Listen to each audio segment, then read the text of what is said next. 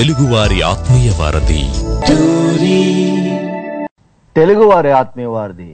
టోరీలో human star కార్యక్రమానికి స్వాగతం. ఈ హ్యూమన్ స్టార్ కార్యక్రమాన్ని మీకు సౌత్ ఏషియన్ హ్యూమనిస్ట్ అసోసియేషన్ వారి సౌజన్యంతో మీ ముందుకు తీసుకొస్తోంది మీ ఆర్జే రామ్ గంగరాజు. మనం ఎంఎన్ రాయ్ గారి రాడికల్ హ్యూమనిజం, అదే 21st సెంచరీ హ్యూమనిజంలో భాగంగా ఇవాళ రాడికల్ హ్యూమనిజం మెథడాలజీ గురించి మాట్లాడుకుందాం. ఈ వారం మనం గుర్తుపెట్టుకోవాల్సింది ఏంటంటే ఎంఎన్ రాయ్ గారి 65వ వర్ధంతి జరిగింది మొన్న గురువారం నాడు. సో మనం ఆయన వర్ధంతి సందర్భంగా ఈ షో చేస్తున్నందుకు చాలా ఆనందదాయకంగా ఉంది. బాబు గారు, మన షోలో ఇవాళ ప్రముఖ మానవవాది బాబు గోవిందన్ గారు ఉన్నారు. సారీ, ఇంట్రొడక్షన్ చేయలేదు, బట్ ఆయనకి ఇంట్రొడక్షన్ కూడా అనవసరం లేండి. ఆయన ప్రపంచ ప్రఖ్యాతిగాంచిన మానవవాది, తెలుగు వాళ్ళలో ప్రముఖుల్లో ఒకళ్ళు. బాబు గారు, రాడికల్ హ్యూమనిజం మెథడాలజీ కన్నా రాడికల్ హ్యూమనిజం ప్రిన్సిపల్ అయితే బాగుంటుందని చెప్పి అన్నట్టు గుర్తు మీరు. సో రాడికల్ హ్యూమనిజం ప్రిన్సిపల్స్ అంటే ఏంటి, అసలు ఇది 21st సెంచరీకి మనం ఎందుకు ఈ సిరీస్ లో ఎందుకు మాట్లాడుకోవాలి? కరెక్ట్ అండి, ప్రిన్సిపల్స్ గురించే మాట్లాడాలి. But we will come to that Ram garu. Humanism అన్నదేమో మనం ఇంతకు ముందు చాలా సార్లు చెప్పుకున్నట్టుగా ఒక హ్యూమన్ ట్రెడిషన్, మనిషిని కేంద్రంగా పెట్టుకుంటూ నైతిక విలువల్ని, అట్లాగే సామాజిక జీవనాన్ని, అలాగే వ్యక్తిగతంగా మన జీవితాన్ని మనం నిర్మించుకోవటానికి, దాని గురించి ఆలోచించుకోవటానికి ఉపయోగపడే ఒక ఫిలాసఫీ ఆఫ్ లైఫ్,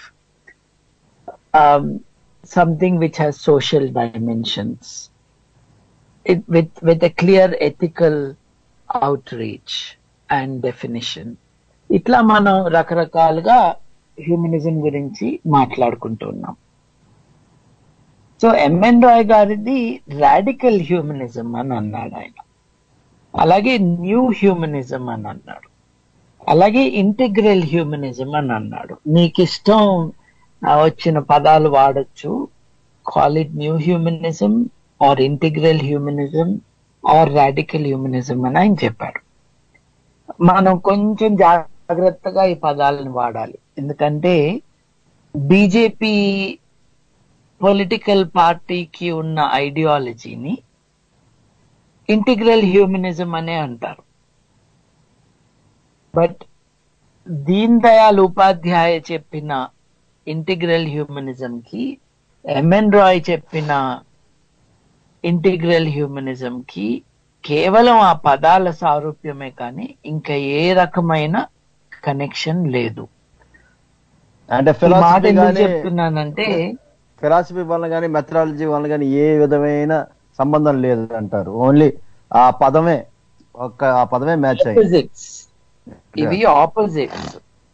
ఈ మాట ఎందుకు క్లారిఫై చేయాల్సి వస్తుందంటే, బీజేపీ అధికారంలోకి వచ్చినప్పుడు మొదటిసారి బీజేపీ యొక్క ఫిలాసఫీ ఇంటిగ్రల్ హ్యూమనిజం అని, దాన్ని ప్రతిపాదించింది ఎంఎన్ రాయ్ అని కొంతమంది అతి తెలివి జర్నలిస్టులు రాయటం జరిగింది. అందుకని ఐ వాంట్ టు క్లారిఫై. మీకు నచ్చచ్చు, నచ్చకపోవచ్చు, కానీ రెండు ఒకటి మట్టుకు కాదు. That is what I want to clarify. So what is new in new humanism? What is it integrating and what is radical about it? ఈ విషయాలను ఆలోచించుకోవటానికి మెథడాలజీ కన్నా మనం ప్రిన్సిపల్స్ గురించి మాట్లాడటం అన్నది బాగుంటుందని నా అభిప్రాయం. మీరు లాస్ట్ టైం నన్ను మార్క్సిజం గురించి, అంతకు ముందు ఐడియాస్ గురించి, సోషలిజం గురించి మీరు ఆ విషయాలను పలకరించమని కోరారు. We did that. సోషలిజం అన్నది బ్రాడ్ గా చూసుకుంటే ఇట్స్ ఎన్ ఎథికల్ అప్రోచ్. అంటే అందరూ సమానులుగా ఉండాలి. అది it's not about an institution, it's about an ideal, it's about what you want society to be like. అలాగే అందరికీ చెందాల్సినవి కొంతమంది యొక్క ప్రైవేట్ ఆస్తిగా ఉండకూడదు అన్నది. సమానత్వం and access to the earth to all. ఇది బ్రాడ్ ప్రిన్సిపల్స్. దాంట్లోంచి సైంటిఫిక్ సోషలిజం కావాలి అని 1800s లో వచ్చిన ఉద్యమాలలో అన్నిటికంటే మోస్ట్ పవర్ఫుల్ అయినది కార్ల్ మార్క్స్ యొక్క ఉద్యమం. ఆయన భావాలు, ఆయన ప్యారిస్ కమ్యూన్, ఆయనతో పాటు ఎంగెల్స్ చేసిన ఆలోచనలు, వీళ్ళిద్దరి భావాల పట్ల అట్రాక్ట్ అయ్యి వాటిల్ని ప్రాక్టికల్ గా పెట్టడానికి ప్రయత్నం చేసిన విప్లవకారులు. అది రష్యాలో కావచ్చు, చైనాలో కావచ్చు, ఈస్ట్ ఏషియా కావచ్చు, ఆఫ్రికా కావచ్చు. So this is one aspect అండి. మనం కార్ల్ మార్క్స్ గురించి, ముఖ్యంగా ఎంగెల్స్ గురించి మాట్లాడుకున్నప్పుడు మనం లాస్ ఆఫ్ డైలెక్టిక్స్ గురించి ఎంగెల్స్ రాసింది మనకు తెలుసు. డైలెక్టిక్స్ ఆఫ్ నేచర్ అని ఆయన రాయటం జరిగింది. దాంట్లో law of unity and conflict of opposites అని, law of passage of quantitative into qualitative changes అని, లా ఆఫ్ నెగేషన్ అని ఇట్లా ఆయన ప్రతిపాదించడం జరిగింది. నిజానికి సోషియాలజిస్టులు ఫిజికల్ లాస్ ని ఎప్పుడు ప్రతిపాదించకూడదు. సైన్స్ పని సైన్స్ చేసుకోవాలి, సోషియాలజిస్ట్ పని చేసుకోవాలి. లేకపోతే క్వాకరీకి దారి తీసే ప్రమాదం ఉంటుంది. లా ఆఫ్ నెగేషన్ లో వాళ్ళు ఇచ్చిన ఎగ్జాంపుల్స్ కానీ, unity and conflict of opposites విషయం కానీ either superficial or irrelevant or invalid ఇట్లా ఉన్నాయన్నమాట. అంటే ఇందాక మీరు అన్నట్టు ఎవరి పని వాళ్ళు చేసుకోవాలన్నప్పుడు జ్యోతిష్యం చెప్పుకోవాలి, ఆస్ట్రానమీ కూడా మా సబ్జెక్ట్ అని చెప్పి ఖగోళ శాస్త్రం గురించి చెప్పకూడదు అంటారు. అసలు జ్యోతిష్యం చెప్పొద్దు అన్నది నా పాయింట్ అండి బాబోయ్, మీరు ఇదేదో మార్చేస్తున్నారు. అసలు జ్యోతిష్యమే చెత్త, అది ఆ పెంటను తీసుకొచ్చి పాడు చేయొద్దు అందరు మైండ్స్ అని కదా చెప్తుంది. ఎందుకంటే theirs is not an analysis, it is a claim to truth. తేడా ఉంది కదా. క్లెయిమ్ టు ట్రూత్ వేరు, ఎనాలిసిస్ వేరు.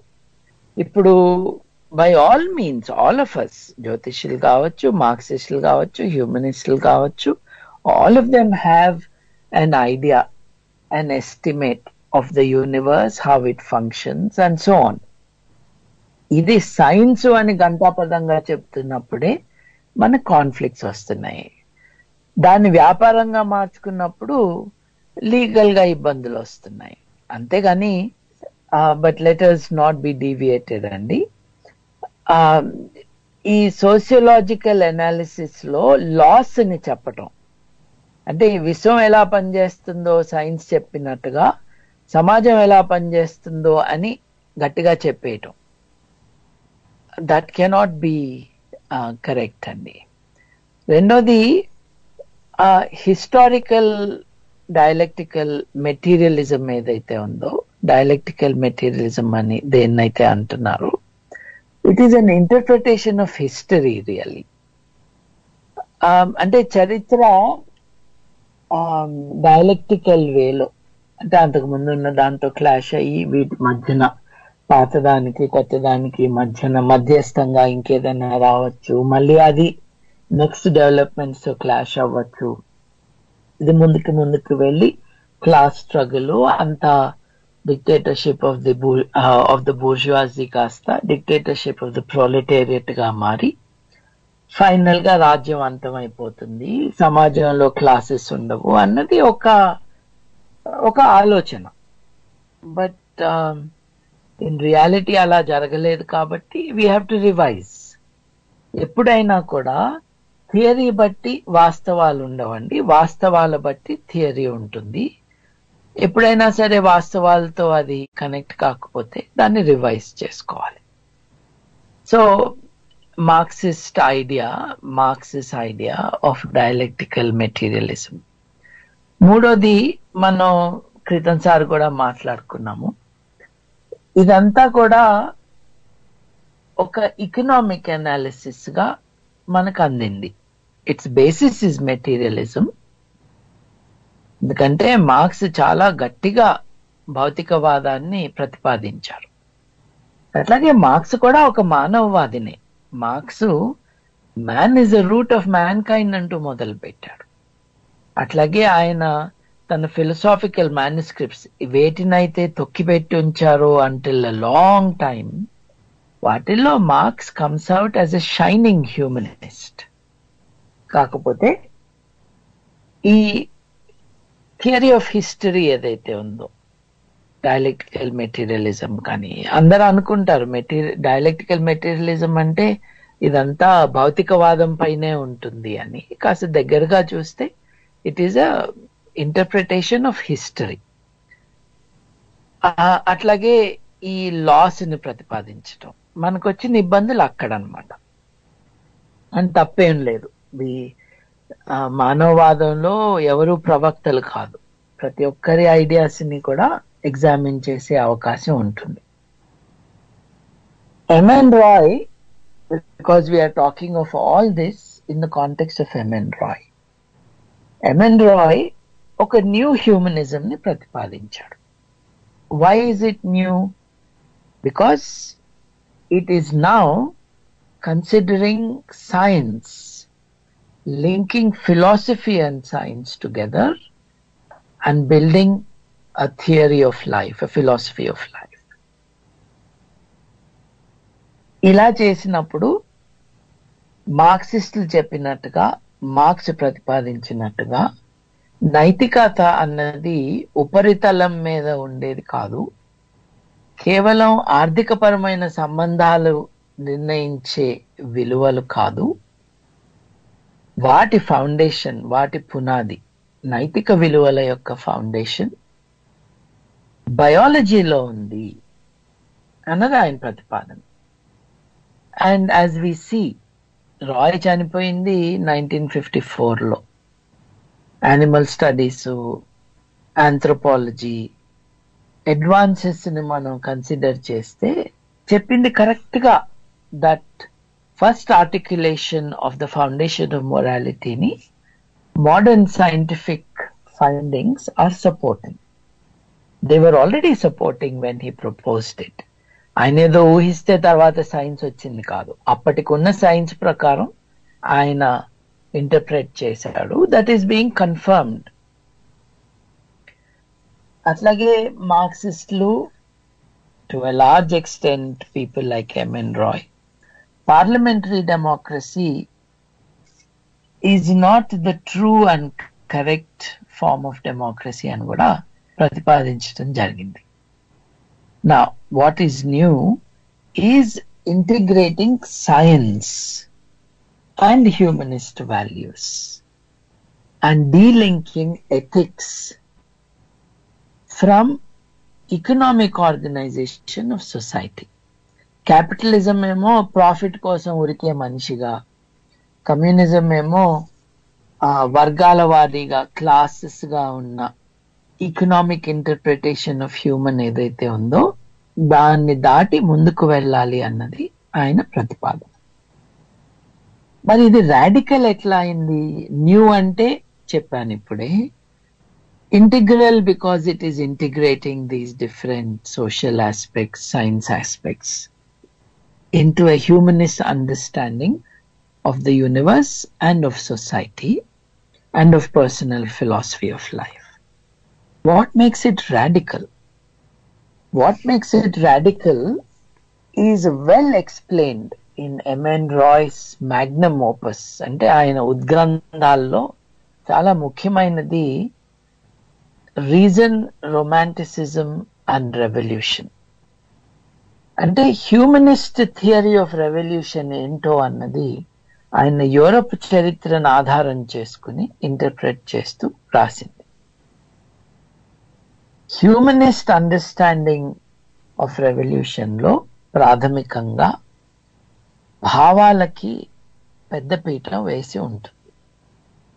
ఆర్థిక సంబంధాలు కాదు, వర్గ పోరాటాలు కాదు, బట్ ఐడియేషన్, ఐడియాస్. అలాగే హ్యూమనిస్ట్ ఫిలాసఫీ ఆఫ్ రెవల్యూషన్ లో అధికార మార్పిడి కాదు ముఖ్యం, politically who comes to power అన్నది కాదు. ముందు ఒక తాత్వికంగా, ఒక ఫిలసాఫికల్ గా ఒక రెవల్యూషన్ రావాలి, ఇంటెలెక్చువల్ గా రావాలి. అది వచ్చిన తర్వాతే సోషల్ రెవల్యూషన్ అన్నది మీనింగ్ఫుల్ గా పర్మనెంట్ గా ఉంటుంది. ముందు భావన, అవగాహన, వీటిల్లో మార్పు రాకుండా సమాజంలో మార్పు తీసుకురావాలని ప్రయత్నం చేస్తే ఆ మార్పు పర్మనెంట్ గా ఉండదు. జాగ్రత్త. రాడికల్ అంటే roots. The roots of society or human. మనిషిని వదిలేసి వర్గాన్ని పట్టుకుంటేనో, మతాన్ని పట్టుకుంటేనో, కులాన్ని తీసుకొస్తేనో మార్పులు జరిగేవి ఫోర్స్డ్ ఫ్రమ్ అబవే అవుతాయి, కానీ they will not be permanent, they will not be meaningful. These are the broad ideas అండి. మనం ఒక రేడియో షోలో ఇంతకంటే డీప్ గా వెళ్తే some callers, some listeners will be lost. కాబట్టి ఈ లెవెల్లోనే మనం డీల్ చేయటం మంచిదని లాస్ట్ టైం కూడా మీరు చెప్పారు. So I'm sticking to that level. మనం అర్థం చేసుకోవాల్సింది ఏంటంటే ఒక కొత్త ఓరియంటేషన్. నిజానికి ఎంఎన్ రాయ్ ఈ విషయాల్లో మాట్లాడిన స్పీచెస్ అన్నిటినీ కూడా న్యూ ఓరియంటేషన్ అన్న ఒక పుస్తకంలో ప్రెజెంట్ చేశారు. ఇదే న్యూ ఓరియంటేషన్. ఏంటంటే integrate modern science with your sociology, bring together science and philosophy, work on a new society which will be formed after an intellectual and philosophical revolution. Because revolution has to be first a revolution of ideas. This is in summary what his approach has been. It is a response, a reaction and a moving away from traditional Marxism. అందుకనే new orientation అని అన్నారు. ఈ new orientation లో Marxist idea of history ఏదైతే ఉందో అది కాదు. రాజ్యం మాయమైపోతుంది అని సంబరంగా చెప్పటం కాదు. రాజ్యం కావాలి. రాజ్యం అన్నది it's not an instrument of exploitation. It has to be understood as a political organization of society. రాజ్యాన్ని అంతం చేస్తే మనకేం మిగలదు, మనకేమీ రాదు అన్నది వెరీ స్ట్రాంగ్ క్లియర్ ఐడియా. అంటే రాజ్యాంగం యొక్క పరిపాలనా తత్వం అనేది మారాలి. అంటే రాజరికంలో ఉండకుండా ప్రజల చేతుల్లోకి వెళ్ళాలి. అది రూపాంతరం చెందాలంటారు. ఇది అవ్వాలి. రాజరికంతో సంబంధం లేదండి. అసలు రాజ్యం అన్నది, the state is an instrument of exploitation.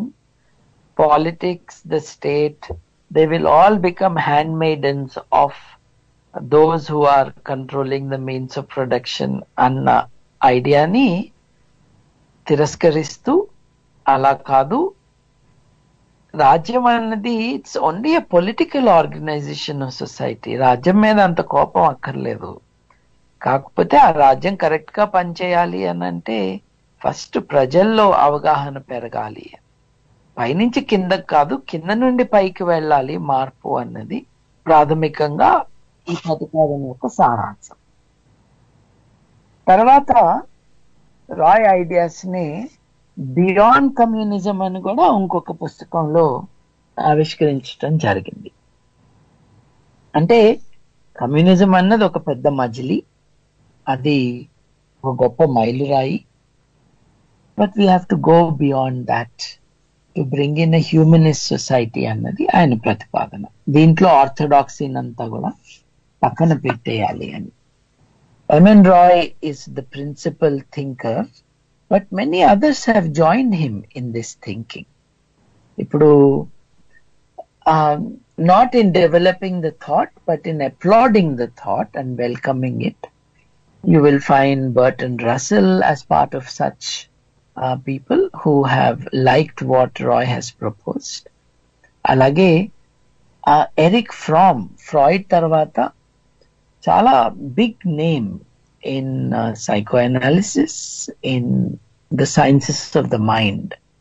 ఆయన తన పుస్తకంలో Fear of Freedom లో he makes a reference to Roy's ideas. Roy అన్న వ్యక్తి, he was also capturing the mood of the time. Russian experience తర్వాత కమ్యూనిజం గురించి మనకి ఏం అవగాహన వచ్చింది? In practice how is it? In theory what has it been? How can we now move forward to the next level? సర్వసత్తాకత అన్నది ఒక వర్గంలో కాదు, ఒక వ్యక్తిలో, ఒక ఇండివిజువల్ లో ఉండాలి. హక్కులు అన్నవి they belong to the individual అన్నది is a very very important aspect of this whole discussion. Roy తన భావాలన్నిటినీ కూడా 22 థీసిస్ లో సమరైజ్ చేయటం జరిగిందండి. వాటిల్ని 22 ప్రిన్సిపల్స్ ఆఫ్ రాడికల్ హ్యూమనిజం అని రాడికల్ హ్యూమనిస్టులు పిలుచుకుంటూ ఉంటారు. ఈ 22 థీసిస్ ఏమిటి అని అంటే, లార్జ్ గా ఒక పొలిటికల్ ఫిలాసఫీగానే ప్రెజెంట్ చేసినట్టుగా మనకు అనిపిస్తుంది. But the intention has not been to limit it only to politics. Roy's ideas, his 22 thesis were intended to be an integrated integral philosophy. So మనిషి ప్రకృతి, మనిషికి ప్రకృతితో ఉన్న సంబంధం ఏంటి అన్న 6 సూత్రాలతో మొదలవుతుంది. తర్వాత సమాజం ఎలా ఉండాలి అన్న విషయాలతో కంటిన్యూ అవుతుంది. మనిషి ప్రకృతి యొక్క కనెక్షన్ లోనే మనం మనిషి యొక్క నైతికత ఎక్కడి నుంచి వస్తుంది అని. తర్వాత ఆయన he criticizes the existing systems. ఆ క్రిటిసిజం నుంచి నెక్స్ట్ స్టెప్ కు వెళ్తే you will come to what M.N. Roy talks about as reconstruction of this society. So ఈ 22 థీసిస్, ఆఖరి థీసిస్ ఏమో ఒకప్పుడు M.N. Roy యొక్క పొలిటికల్ పార్టీ ఉండేది కాబట్టి ఆ పొలిటికల్ పార్టీ యొక్క రెఫరెన్సెస్ ఉండే పార్టీకి. బట్ ఆయన పార్టీ ఎస్టాబ్లిష్ చేసిన కొద్ది కాలానికి రియల్ మోడర్న్ డెమోక్రసీకి పార్టీ సిస్టమ్ అన్నది చాలా డేంజరస్ అన్న కన్క్లూజన్ కి వచ్చి తన సొంత పార్టీని ఆయన డిజాల్వ్ చేసేశాడు.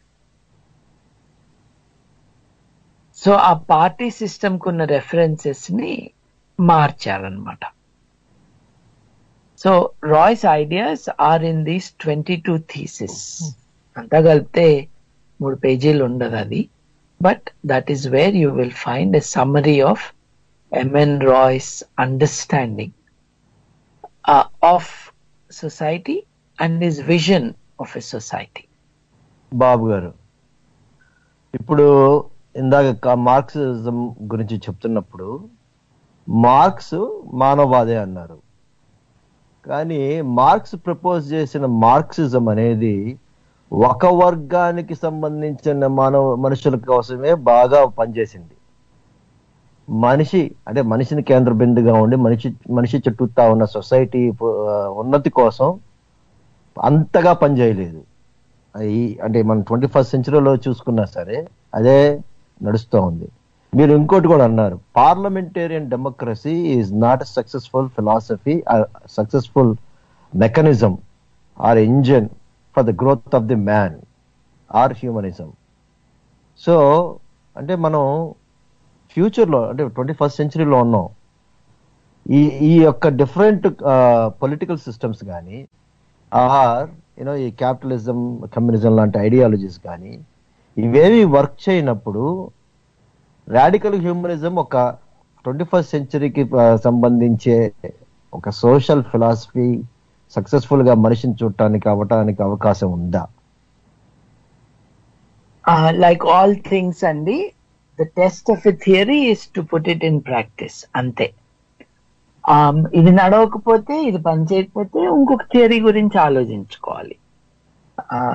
కార్ల్ మార్క్స్ ఒక ప్రవక్త కాదు, ఎంఎన్ రాయ్ కూడా కాదు. కాకపోతే we can come to an understanding that M.N. Roy was talking about a theory of revolution. విప్లవం అన్నది నిజంగా ఎలా తీసుకురావాలి అని. తన కాలంలో ప్రపంచంలో ప్రముఖులైన విప్లవకారుల్లో ఆయన ఒకడు. ఆయన 3 ఖండాల్లో 4 దేశాల్లో విప్లవం తీసుకురావడానికి ప్రయత్నం చేశాడు. ఆయన అనుభవం, దాని సారం కూడా ఆయన ఫిలాసఫీలో భాగం అవటానికి ఫుల్ స్కోప్ ఉంటుంది, ఉన్నది కూడా. అలాగే ఆయన ఒక నేషనలిస్ట్ గా మొదలై ఒక టెర్రరిస్ట్, నేషనలిస్ట్, మిలిటెంట్, మీరు ఏ రకంగా పిలుచుకున్నా, తుపాకులు, ఆయుధాలతో బ్రిటిష్ వాళ్ళని దేశం బయటకి తరిమివేసి మన రాజ్యాన్ని మనం స్థాపించుకోవాలన్న ఉద్దేశంతో ఒక మతస్థుడుగా రంగంలోకి దిగి, మతాన్ని వదిలేసి పాతకాలపు భావాలను పక్కన పెట్టేసి మార్క్సిజం వైపుకి జరిగి, అక్కడ నుండి రష్యాలో, చైనాలో, ఆఫ్ఘనిస్తాన్లో అండ్ యూరోప్ లో వివిధ దేశాల్లో స్థావరాలు ఏర్పరచుకుని, ఆ దేశాలన్నిటిలో కూడా విప్లవం ఎలా తీసుకురావాలని ఆలోచించి, భారతదేశంలో విప్లవం ఎలా తీసుకురావాలని ఆలోచించి చేశాడు. కాబట్టి ఆయన అనుభవ సారాన్ని కూడా మనం ఇగ్నోర్ చేయకుండా ఇన్పుట్స్ గా తీసుకోవాలి. ఆయన he is saying communism has failed to deliver on what it promised because its theory is not completely right. Its emphasis is wrong. It is emphasizing on the class war, whereas it should emphasize on the role of ideas in the improvement of humanity. He is also saying you need modern science, which should be the guide for the progress of humankind. నిజంగా చెప్పుకోవాలంటే ఆయన చెప్తున్నవన్నీ కూడా మనకి practical గా we see that they are confirmed. ఆయన చనిపోయి కూడా ఇన్నేళ్ళు అయింది కాబట్టి ఇన్నేళ్లలో ఆయన చెప్పిన థియరీస్ యొక్క practical confirmation we're able to see. Ram గారు, కార్ల్ మార్క్స్, లాస్ట్ టైం కూడా నేను ఈ మాట చెప్పాను, కార్ల్ మార్క్స్ థియరీ కరెక్ట్ అయితే విప్లవం జర్మనీలో కదా రావాల్సింది, కానీ అది వచ్చిందేమో రష్యాలో. అసలు జర్మనీలో విప్లవమే రాలేదు. అట్లాగే డైలెక్టిక్స్ విషయానికి వస్తే ఈ law of unity and conflict of opposites, law of negation, అవి they are not real proper scientific theories at all. It is an attempt to understand society. And we must remember that Karl Marx, Friedrich Engels, వీళ్ళు definitely మానవవాదులే. కాకపోతే మానవవాది అయినంత మాత్రాన correct అవ్వాలని లేదు.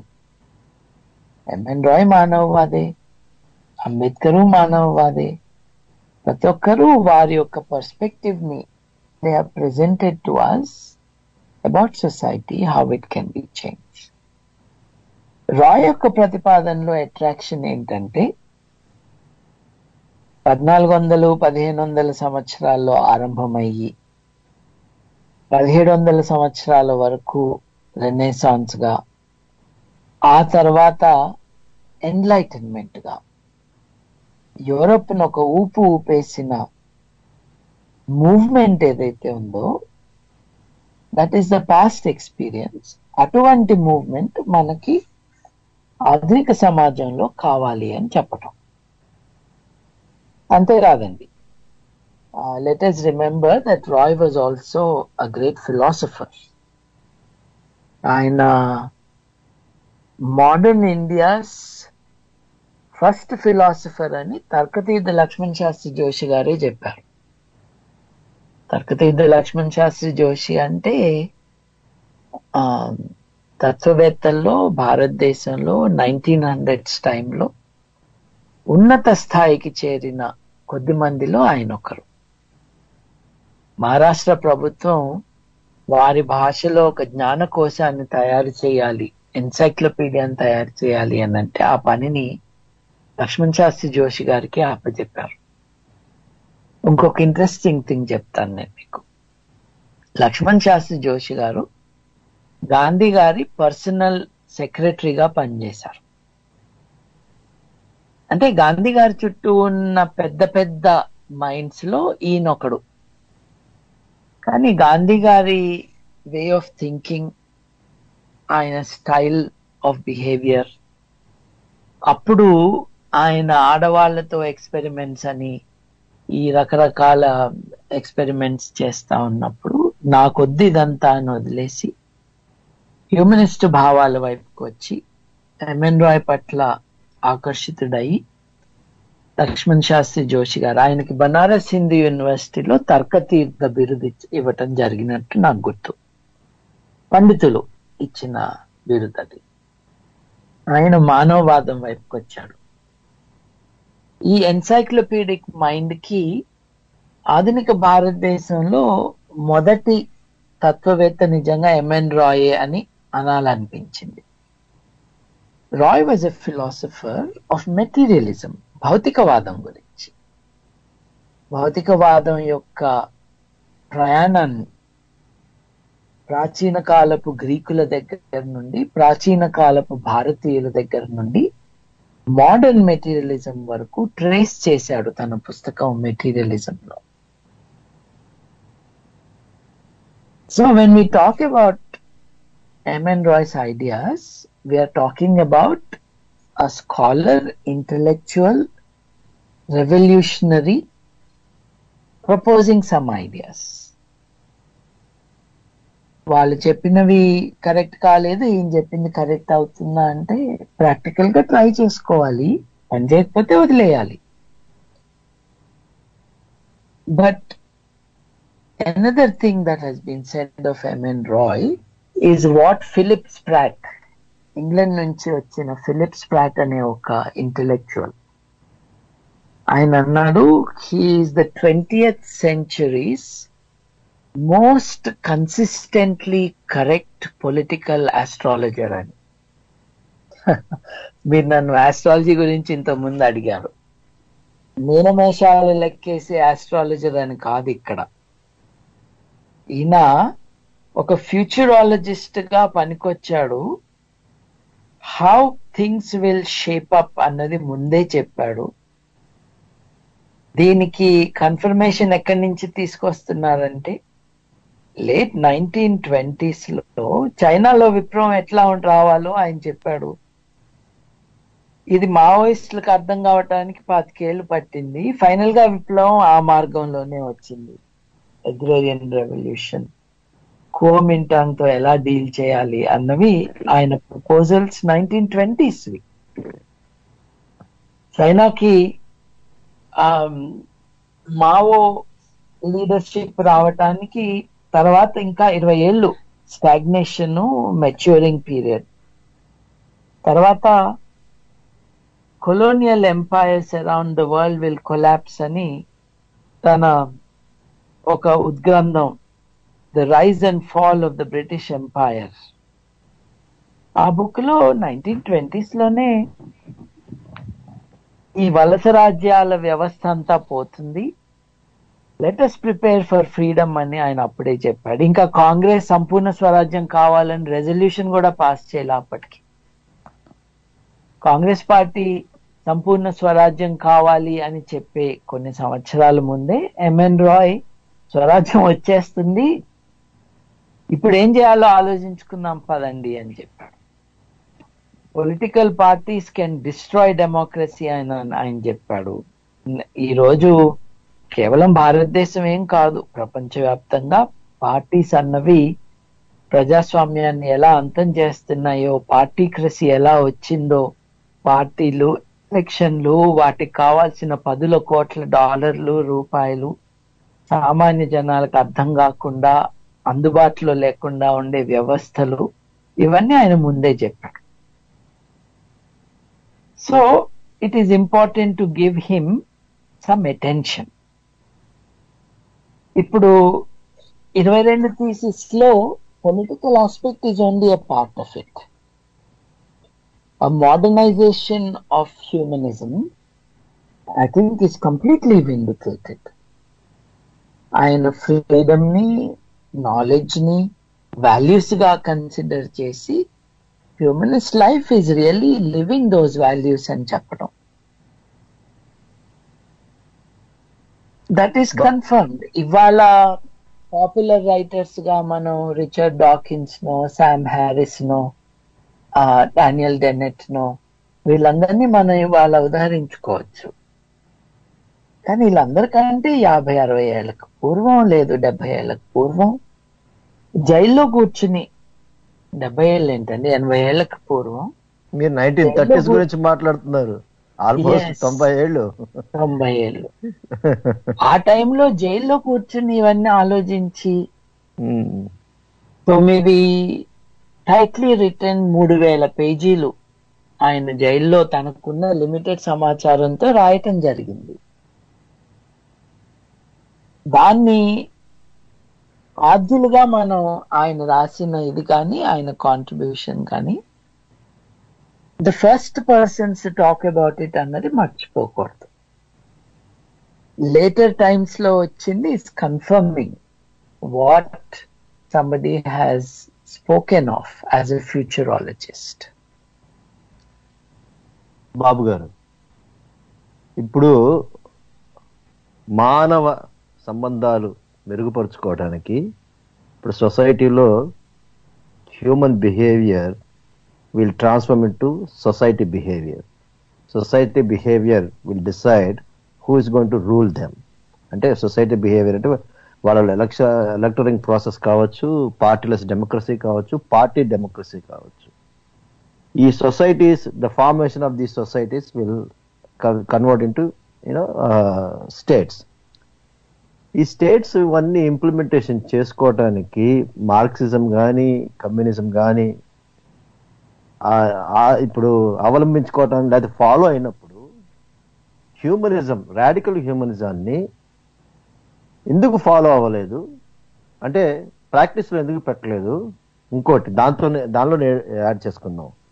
మనిషికి తనకి సర్వసక్తాకత ఉన్నది అని తెలిసి కూడా వీటిలన్నిటిని ఎందుకు తన చుట్టూతా ఉన్న వాటిని మెరుగుపరుచుకోవటానికి తను ఎందుకు కృషి చేయట్లేదు? తనకి ఆ శక్తి ఉందని చెప్పి రియలైజేషన్ కాకపోవటమా, లేకపోతే ఒక వర్గానికి చెందిన పీపుల్ మిగతా వర్గానికి చెందిన వాళ్ళని master and slave kind of పద్ధతిలో పరిపాలించడం ఇంకా జరగటం వల్ల ఈ యొక్క రాడికల్ హ్యూమనిజం అనేది ప్రపంచంలో ఒక మంచి ఫిలాసఫీగా, ప్రపంచంలో ఒక ప్రాక్టికాలిటీకి దగ్గరగా చేరువుగా ఉండే తత్వంగా అనే దాన్ని భావించకపోవడం వల్ల ఇది కారణం అంటారా? అన్నీ ఉన్నాయండి, మీరు చెప్పినవన్నీ ఉన్నాయి. నేను ఇందాక లక్ష్మణ్ శాస్త్రి జోషి గారి గురించి చెప్తూ ఐ గాట్ స్లైట్లీ డీవియేటెడ్ అండి. ఎంఎన్ రాయ్, లక్ష్మణ్ శాస్త్రి జోషి, లక్ష్మీ నరస్సు లాంటి స్కాలర్స్ ఎవరి వర్క్స్ అయితే చూసి అంబేద్కర్ గారు ఇన్స్పైర్ అయ్యారు. ప్రొఫెసర్ లక్ష్మీ నరస్సు, ఆయన తెలుగు, ఆయన గుంటూరు నుంచి చెన్నై వెళ్ళి ఆయన చేసిన రీసెర్చ్ ఇవన్నీ మనకి ఏం చెప్తున్నాయంటే, యూరోప్ లో మనం 1400s 1500s లో ఇందాక నేను ఉదాహరించిన ఆరంభమైన రెనెసాన్స్ ఏదైతే ఉందో, పునర్వికాసం అన్నది ఏదైతే ఉందో, అదొకప్పుడు భారతదేశంలో దానికంటే చాలా వేల ఏళ్లకు పూర్వం బౌద్ధం వచ్చినప్పుడు ఆరంభమైంది. Renaissance of India was through Buddhism. కానీ బౌద్ధాన్ని తొందరలోనే అంతం చేసేశారు రివైవలిస్ట్ ఫోర్సెస్. అటువంటి రెనెసాన్స్ మనకి 20వ శతాబ్దంలో, అటువంటి రెనెసాన్స్ మనకి 20వ శతాబ్దంలో రావాలి అని MN Roy 20th century renaissance enlightenment కావాలి అని చెప్పటం మనకు తెలుసు. అది రాకుండానే ఆ శతాబ్దం అయిపోయి కొత్త శతాబ్దం కూడా వచ్చేసింది. సో ఒక రకంగా చూసుకుంటే Roy was ahead of his time and India is too late. ఎందుకంటే ఒకప్పుడు బౌద్ధం 2300 2400 సంవత్సరాల క్రితం తీసుకొచ్చిన పునర్వికాస యుగాన్ని మనం కాపాడుకోలేక దాన్ని కోల్పోయాం. In that sense we are late. ప్రపంచంలో ఎక్కడా జరగక ముందే మన దగ్గర జరిగి కూడా దాని ఫ్రూట్స్ ని మనం as a people we're not inheriting or developing further. ఇంకో విధంగా చూసుకుంటే అదేమో ఇండియా ఇస్ టూ లేట్ అన్నదానికి, Roy is ahead of this time అనడానికి ఈ ఐడియాస్ ఆయన ఎప్పుడో ప్రతిపాదించాడు. అది it's a very strange kind of intellect. ఎందుకంటే ఆయన స్కూలింగే కంప్లీట్ సరిగ్గా చేయలేదు. ఆయన నేర్చుకున్నదంతా జీవితము, ఆయన మైండ్, ఆ sharp razor sharp thinking and his experience and his continuous focus on the purpose that he set out for. ఈ కారణంగా ఆయన చెప్పిన యాంటిసిపేట్ చేసిన డెవలప్మెంట్స్ ఏమో we're seeing they turn out to be true. But he failed in thinking that in the 20th century we may get a renaissance. We did not get it. But still, it does not mean we don't need it now. We need that renaissance. మనిషి మళ్ళీ తనని తాను కనుగొనాలి. He must discover himself. He must find himself again. About that there is no doubt. అట్లాగే మనిషి తన తత్వాన్ని, మనిషి యొక్క నేచర్ బట్టి మన సొసైటీ ఉండాలి. The human being is cooperative in nature. So మన అందరం కూడా ఒక కోఆపరేటివ్ గా ఉండే సొసైటీ, కోఆపరేటివ్ గా నడిచే ఒక ఎకానమీని బిల్డ్ చేసుకోవాలి. ఇది స్వేచ్ఛని ఎన్హాన్స్ చేసేటట్టుగా ఉండాలి, డిస్ట్రాయ్ చేసేటట్టుగా ఉండకూడదు. ఇప్పుడు స్టాలిన్ చూడండి, కలెక్టివ్ ఫార్మ్స్ అని ఒప్పుకోనాలని చంపేయటము, సైబీరియా పంపించటము, అలా చేయటము, అది ప్లానింగ్ అన్నట్టుగా నమ్మిచ్చారు. అట్లాగే సైంటిఫిక్ సోషలిజం అంటే కమ్యూనిస్టులు ఏం చేసినా అది సైంటిఫిక్ సోషలిజమే అవుతుంది అన్నట్టుగా రష్యా నుంచి, చైనా నుంచి ఆ మెసేజెస్ వెళ్ళాయి ప్రపంచవ్యాప్తంగా. అలా కాదన్న కమ్యూనిస్టులను చంపేశారు కాబట్టి మిగిలిన వాళ్ళు ఇదే కరెక్ట్ అని చెప్తారు, ఎందుకంటే కాదన్న వాళ్ళు లేరు కాబట్టి. మరి how can we build a social system, a political economy which will reflect the nature of the human? మనిషి అన్నవాడు ఒక సాంఘిక జీవి. మనిషి యొక్క నైతికత బయాలజీలో రూటెడ్ గా ఉంది. స్వేచ్ఛ కోసమే మనిషి బతుకుతాడు. మనం ఏం చేసినా కూడా ఆ స్వేచ్ఛని హరించకుండా, ఎక్కడికి వెళ్లకుండా చూసుకుంటూ, దాన్ని ఇంకా ఎన్హాన్స్ చేసుకుంటూ సమాజాన్ని నిర్మించుకోవాలి. దీనికి రాడికల్ డీసెంట్రలైజేషన్ ఆఫ్ పవర్ కావాలి. మానవాళికి ఇదంతా కొత్త. This type of organising itself is new. ఎందుకంటే అనార్కిస్టులేమో అసలు రాజ్యం వద్దు, మనం ఎవరికి వాళ్ళం బతుకుదాము అని చెప్తూ ఉంటారు. రాజ్యం కావాలి, కానీ it should work as political organisation of society, మనుషుల మీద పెత్తనం చేయటానికి కాదు. కాబట్టి radically decentralized system of polity where you have people's committees. అంటే మనం పంచాయతీలను ఎట్లా అంటున్నామో మొహల్లా కమిటీస్ అని ఇప్పుడు ఆప్ పార్టీ వాళ్ళు ఏదైతే ఢిల్లీలో ట్రై చేస్తున్నారో అటువంటి ఆర్గనైజ్డ్ బట్ డీసెంట్రలైజ్డ్. ఈ రెండు ముఖ్యం అండి. It should be organised, but it should be decentralised.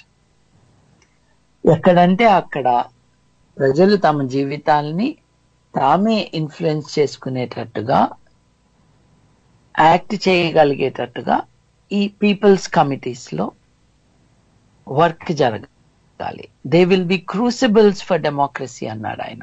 కొత్తగా నేర్చుకుంటున్నాం కాబట్టి ప్రజాస్వామ్యం అంటే ఏమిటి, అందరం కలిసికట్టుగా నిర్ణయాలు ఎలా తీసుకోవాలి అన్నది at that level, at the smallest level of society, unit of society చేయాలి అని.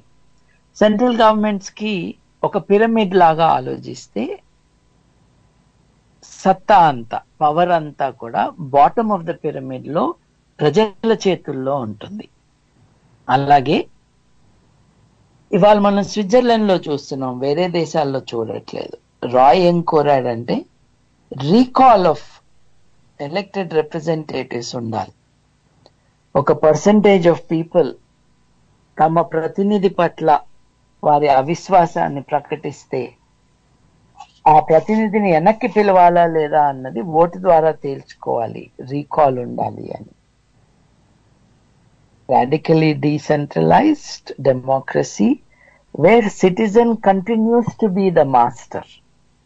ఇవాళ మనం చూస్తున్నాం ప్రజాస్వామ్యం అని అంటూ కూడా పార్టీ స్వామ్యాన్ని నడుపుతూ ఆ పార్టీలో ఉన్న ఇంపార్టెంట్ ఫంక్షనరీస్ కాళ్ళు పట్టుకుంటున్నారు వాళ్ళకి ఆ ఉద్యోగం ఇచ్చిన ప్రజలు. The people are the employers, so to say, in a symbolic way. They have appointed some people to carry out some tasks on their behalf. ప్రజల కోసం పనిచేసే వాళ్ళే ప్రజల పైన నాయకులై కూర్చున్నారు. So continuously exercising control over your representatives has failed. అది కూడా మార్చుకోవాలి. పార్టీ లేని డెమోక్రసీ వల్ల అది సాధ్యమవుతుంది అన్నది కదండి ప్రతిపాదన. బాబు గారు, ఇప్పుడు మనం ప్రపంచంలో ఉన్న దేశాలు వాటిల్లో అవలంబిస్తున్న రాజ్యాంగపరమైన విధానాలు, రాజకీయ పరమైన విధానాలు, పార్టీ డెమోక్రసీ, పార్టీలెస్ డెమోక్రసీ నాకు ఎక్కడ కనిపించట్లేదు. నీ పరిగణలోకి తీసుకుంటే గత 100 సంవత్సరాల్లో ఒక మంచి సొసైటీస్ గా హ్యూమనిస్టిక్ ప్రిన్సిపల్స్ ని సపోర్ట్ చేస్తూ, హ్యూమనిజాన్ని ప్రమోట్ చేస్తూ, హ్యూమన్ డెవలప్మెంట్ కోసం కష్టపడుతున్న దేశాలు చాలా తక్కువ పర్సంటేజ్. మీరు గమనిస్తే 1950ల తర్వాత స్వతంత్రం వచ్చిన దేశాలే ఎక్కువ. అలాగే ప్రజాస్వామ్యం పరిపక్వత చెందిన దేశాలు తక్కువ. లైక్ అమెరికా 250 years, యూకే అంటే ఎప్పటి నుంచో తను సార్వభౌమాధికారంలో ఉంది. సో ఇంకా ఈ ప్రపంచంలో మనిషి కేంద్ర బిందువుగా ఉన్నాడు అన్న భావనని ఆకలింపు చేసుకోవటానికి అంత మెచ్యూరిటీ రాలేదంటారా సొసైటీస్ లో? ఇంకా టైం ఉంది. రాయ్ ఎక్స్పెక్ట్ చేస్తున్న ఈ యొక్క రాడికల్ హ్యూమనిజాన్ని అవలంబించుకోవటానికి ఇంకా టైం ఉందంటారా? లేకపోతే మతపరంగా ఉన్న ఛాందసవాదం గాని, ఛాందస భావాలు ఉన్న రాజ్యాలు వాటిని ఎన్ఫోర్స్ చేస్తూ మనుషుల్ని ఇంకా వాళ్ళ కట్టడి చేసి అదే డెవలప్మెంట్ అని చెప్పి చూపించడం అనేది ఒక తప్పుదారంటారా? అంటే మనం ఎగ్జాజరేట్ చేసి ఈ భావాలు కేవలం రాయ్ చెప్పాడు అని చెప్పే ప్రయత్నం చేయట్లేదండి. చాలా మంది కంటే ముందు చెప్పాడు అన్న రికగ్నిషనే కానీ ఆయనలాగా ఆలోచించే వాళ్ళు తర్వాత చాలా మంది వచ్చారు. ఆయన చెప్పిన భావాలకు ఆకర్షితులై ఆయన వైపుకి వచ్చిన వాళ్ళు ఆయన సమకాలీకులు తక్కువ మంది ఏమీ లేరు. బట్ మీ ప్రశ్న ఏంటంటే ఈ గత 100 సంవత్సరాల్లో మనిషిని కేంద్రంగా చేసుకుని నడుస్తున్న రాజ్యాలు కానీ వ్యవస్థలు కానీ ఏం కనపట్టలేదు కదా అని. ఒక రకంగా నిజం, ఒక రకంగా నిజం కాదండి. మనం చూస్తే గత 100 సంవత్సరాల్లో వెల్ఫేర్ స్టేట్ అన్నది ముఖ్యంగా పశ్చిమ యూరప్, వెస్టర్న్ యూరప్ అంటే మనం దాంట్లో ఇంగ్లాండ్ ని కన్సిడర్ చేస్తాము, Switzerland, Germany, Austria, France, Portugal, Spain, Greece, Italy, ఈ దేశాలన్నీ ఉన్నాయి చూసారు. అట్లాగే స్కాండినేవియన్ దేశాలు. వీటిల్లో మతం యొక్క ప్రాముఖ్యత తగ్గిపోవటం, మనిషి యొక్క ప్రాముఖ్యత పెరగటం, మనిషి యొక్క ఫోకస్ ని అక్కడ దేశాలు అవలంబించడం మనం చూస్తున్నామండి.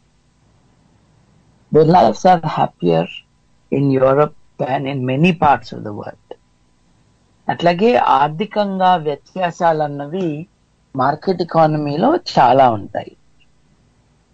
మిగతా దేశాలకు కంపేర్ చేసుకుంటే వెస్టర్న్ యూరోపియన్ కంట్రీస్ లో అసమానతలు కొంచెం తక్కువ ఉంటాయి, లేవని అనడానికి వీలే లేదు. ముఖ్యంగా ఇంగ్లాండ్ లో ఇంకా ఎక్కువ ఉన్నాయి. But a more stable, mature, happier society has evolved.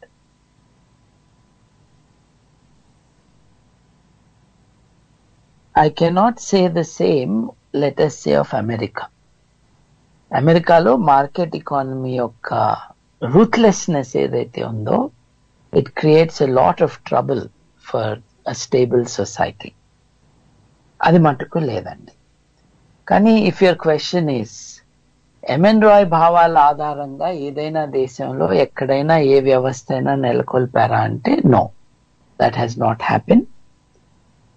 Gujarat లో ఎక్కడైతే అమూల్, ఎక్కడైతే ఆనంద్ కోఆపరేటివ్ సొసైటీ ఉందో అక్కడ కొంత ఎక్స్పెరిమెంట్ చేశారు.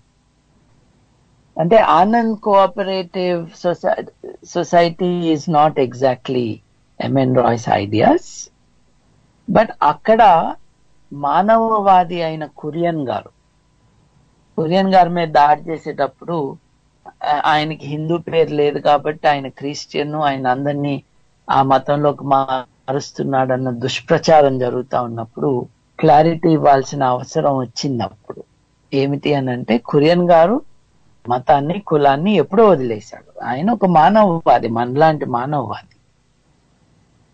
ఆయన అక్కడ ఒక రెవల్యూషన్ తీసుకొస్తూ ఉండగా, మిల్క్ అండ్ డైరీ రెవల్యూషన్, ఆ టైంలో ఆ ప్రాంతంలో ఒక ఎక్స్పెరిమెంట్ జరిగింది. పీపుల్స్ రిప్రజెంటేటివ్ ని నించోబెట్టారు ఎలక్షన్ లో. ఎంపీగా ఎన్నికయ్యాడు ఆ వ్యక్తి. అంటే పార్టీ రహితంగా, పార్టీ లేకుండా మేము ఎలక్షన్ లో పోటీ చేస్తాము, మాకు ఓటు వేయండి అంటే అక్కడ ప్రజలు ఓటేసి ఆయన్ని పార్లమెంట్ కి పంపించారు. Sadly Chandrashekhar prime minister government వచ్చిన టైంలో ఆయన ఆ పార్టీలో చేరిపోయాడు. So the one instance where they tried, they succeeded in electing the person, sending the person to parliament. They failed in keeping the person stick to the agenda on which he was elected. అట్లాగే ప్రపంచవ్యాప్తంగా కొన్ని సంవత్సరాల క్రితం international year of the cooperatives అని promote చేయటం జరిగింది United nations. Those are systems, cooperatives are systems where people are able to be linked with the rewards of their hard work. వైమనస్యత అని వెంకటాద్రి గారు ఇంటర్ప్రెట్ చేశారు, ట్రాన్స్లేట్ చేశారు. ఏలియనేషన్ ఫ్రమ్ యువర్ వర్క్, దాన్ని పోగొట్టడానికి ప్రయత్నం. Cooperative movement has some of the principles that has been explained and elaborated by the radical humanists. But large scale implementation jaragadandi. Jaragina chota, as I told you, the response has been partly mixed. మనకి online question వచ్చిందండి బాబు గారు. గోవింద్ చింతాడ గారు California నుంచి.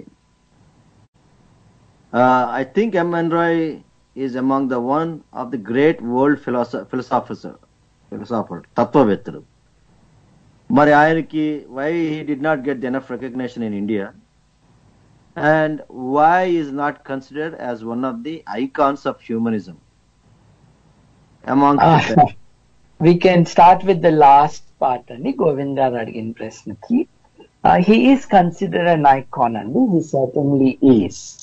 నిజానికి అంతర్జాతీయ మానవవాదుల యొక్క సమాఖ్య IHEU, దేనికైతే నేను 17 ఏళ్ల పాటు డైరెక్టర్ గా ఉన్నాను, దాని ఫౌండింగ్ 1952లో Roy was one of the valued expected guests by that founding congress. Sir Julian Huxley ఎవరైతే యునెస్కోని స్థాపించాడో, అట్లాగే లార్డ్ బాయిడ్ ఆర్ ఎవరైతే FAO food and agricultural organisation ని స్థాపించారో, అంటే world health organisation, UNESCO, food and agricultural organisation, ఈ మూడిటి వ్యవస్థాపకులు ముగ్గురు కూడా మానవవాదులు. IHEU ఫౌండింగ్ లో ఇంపార్టెంట్ రోల్ ప్లే చేసిన వాళ్ళు.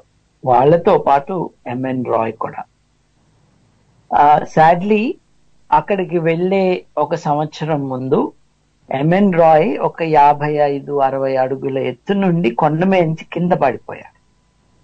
ఆయన రెస్ట్ కోసం ముస్సోరీ హిల్స్ కి వెళ్ళినప్పుడు వాకింగ్ చేస్తూ కొండ హిల్ ట్రైల్ మీద నడుస్తూ జారి పడటం జరిగింది. That's serious accident. ఒక 65-66 ఏళ్ల వయస్సు ఉన్న వ్యక్తి 50-60 అడుగులు లోతులోకి పడిపోవటం కొండ మీద నుంచి. ఆ కారణంగా ఆయన హెల్త్ లో సెట్ బ్యాక్ వచ్చిన కారణంగా he did not go to the founding of IHEU. కానీ ఆయన రాకపోయినా కూడా ఇన్ అబ్సెన్షియా ఆయన్ని ప్రెసిడెంట్ గా, వైస్ ప్రెసిడెంట్ గా అక్కడ ఉన్న సభ్యులు ఎన్నుకున్నారు. నిజంగా ఆయన వెళ్ళి ఉండుంటే first founding president of IHEU would have been MN Roy. There is no doubt about it. మిగతా వారికి ఎందుకు తెలీదు రాయ్ గురించి అంటే, ఒకసారి రాయ్ చరిత్ర చూడండి. It is a mystery. 17 మారు పేర్లతో ఆయన ఇన్ని దేశాల్లో, ఇన్ని ఖండాల్లో తిరిగాడు. ఎక్కడా కూడా ఆయన బ్రిటిష్ వాళ్ళు జైల్లో పెట్టినాక 6 ఏళ్ల తర్వాత ఆయన బయటకు వచ్చిన తరువాత తప్పిస్తే, అంతకు ముందు తన స్కూల్ వదిలేసిన ఏజ్ నుండి ఎప్పుడు ఏ ఇంట్లో కూడా ఒక 2 వారాలు పట్టుమని ఉండే అవకాశం లేకుండా పోలీసులు చేస్తూ ఉంటే పేర్లు మార్చుకుంటూ ఒక చోట నుంచి ఇంకో చోట పారిపోవటం ఇదే చేశాడు. అఫ్ కోర్స్ రష్యాలో ఉన్నప్పుడు he was a valued person. రష్యాకి అంబాసిడర్ ఆయన. యుక్రెయిన్ లో MN రాయ్ ఇక్కడ ఉండేవాడని బోర్డులు కూడా పెట్టుకున్నారు. తర్వాత రష్యాలో toilers of the university of the toilers of the east కి ఆయన డైరెక్టర్ గా ఉన్నాడు. Of course Stalin, Trotsky, Lenin వీళ్ళందరితో పాటు ఆయన కామింటర్న్ యొక్క ఎగ్జిక్యూటివ్ కమిటీలో మెంబర్ గా ఉన్నారు. So he was recognised. Not only recognised, he went to the highest levels of wherever he was. ఆయన రెవల్యూషనరీగా ఉన్నప్పుడు రాజ్ బిహారీ ఘోష్ లాంటి వాళ్ళు ఎంత గొప్పవాడు, ఎంత మంచివాడు అని కితాబ్ ఇచ్చారు. లాలా లజపత్ రాయ్ లాంటి వాళ్ళు, MN రాయ్ లాంటి వాళ్ళు ఇంకెక్కువ మంది ఉంటే మనకు కావాల్సిన స్వాతంత్రం ఇంకా తొందరగా వస్తుందని అన్నారు. మెక్సికోకి వెళ్తే మెక్సికో యొక్క అధ్యక్షుడు అంటే ప్రెసిడెంట్ ఆఫ్ ద కంట్రీ ఆయన హక్కును చేర్చుకుని తన ప్రెసిడెన్షియల్ బంగ్లాలోనే ఉండమని ఆహ్వానం ఇచ్చి ఒకసారి MN రాయ్ మెక్సికో వదిలేసి వెళ్ళిపోతున్నప్పుడు ఒక ఇంటి సభ్యుడిని సాగనంపినట్టుగా ప్రెసిడెంట్ గారు సాగనంపారు. తరువాత పెరూలో ఆ ప్రెసిడెంట్ అయిన MN రాయ్ యూరప్ లో ఉన్నప్పుడు ఆయన దగ్గరకు వచ్చి, నీకు గుర్తుందా 30 ఏళ్ల క్రితం 20 ఏళ్ల క్రితం నిన్ను చూసి ఇన్స్పైర్ అయ్యి మేము పార్టీలో చేరాము, ఇదిగో నువ్వు మమ్మల్ని పార్టీలో చేర్చినట్టుగా నువ్వు సంతకం పెట్టి ఇచ్చిన మెంబర్షిప్ కార్డ్ ఇది అని ఆ దేశం అధ్యక్షుడు MN రాయ్కి చూపించాడు. నువ్వే నన్ను చేర్పించావు పార్టీలో అని. ఆ పార్టీని అధికారంలోకి తీసుకొచ్చాడు MN Roy మెక్సికోలో. at every point he was a star.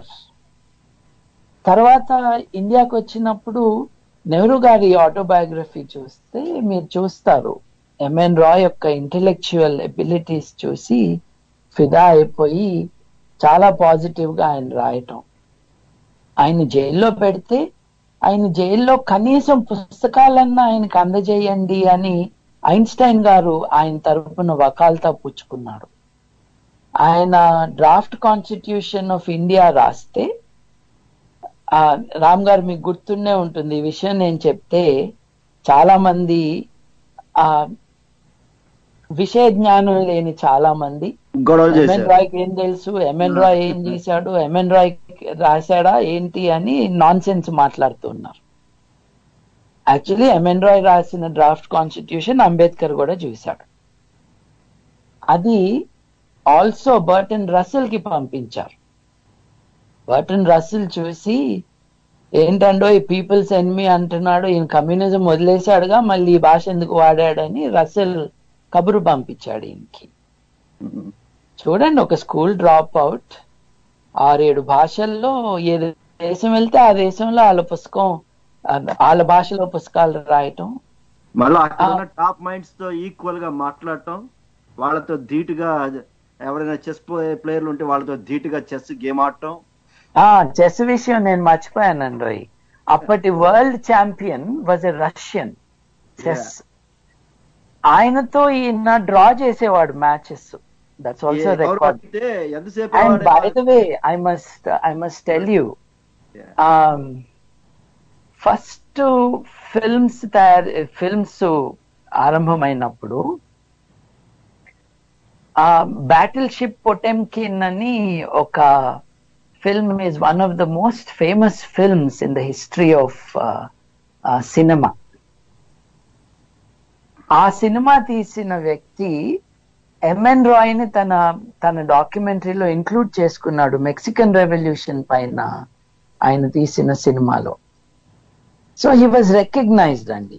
కాకపోతే గోవింద్ గారి ప్రశ్నలో వ్యాలిడిటీ ఎక్కడంటే, ఇప్పుడు చూడండి, బై ద వే మెక్సికోలో Roy is still remembered. Not only is he remembered, he is celebrated. ఆయన పైన పిహెచ్డి థీసిస్ రాసిన కొంతమందిని నేను కలిచాను. Mexico's most famous M N Roy researcher is Ava Alexandra Ushmani. ఆవిడ నన్ను రిసీవ్ చేసుకుని మెక్సికోలో రాయ్ ఎక్కడెక్కడ ఉండేవాడు, ఎక్కడెక్కడ తిరిగేవాడు అన్ని, రాయ్ ఫేవరెట్ కెఫేకి నన్ను తీసుకెళ్లి అక్కడ నాకు కేక్ తినిపించింది ఆవిడ. ఆ కెఫే ఇప్పుడు క్లబ్ గా చేశారండో?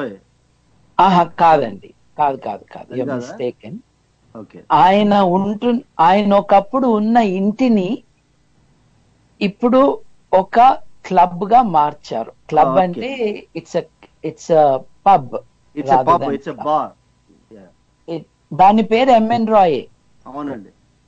The name of that restaurant or pub is MN Roy.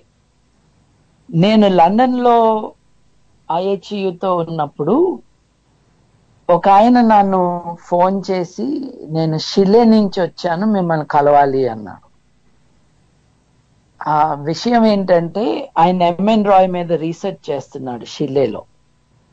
ఎందుకు అసలు ఎవరు ఆలోచించని టైంలో, ఈయన 1914 వరకు అసలు అమెరికా మెక్సికో ఏంటో కూడా తెలియదు కదండి ఇంక సరిగ్గా.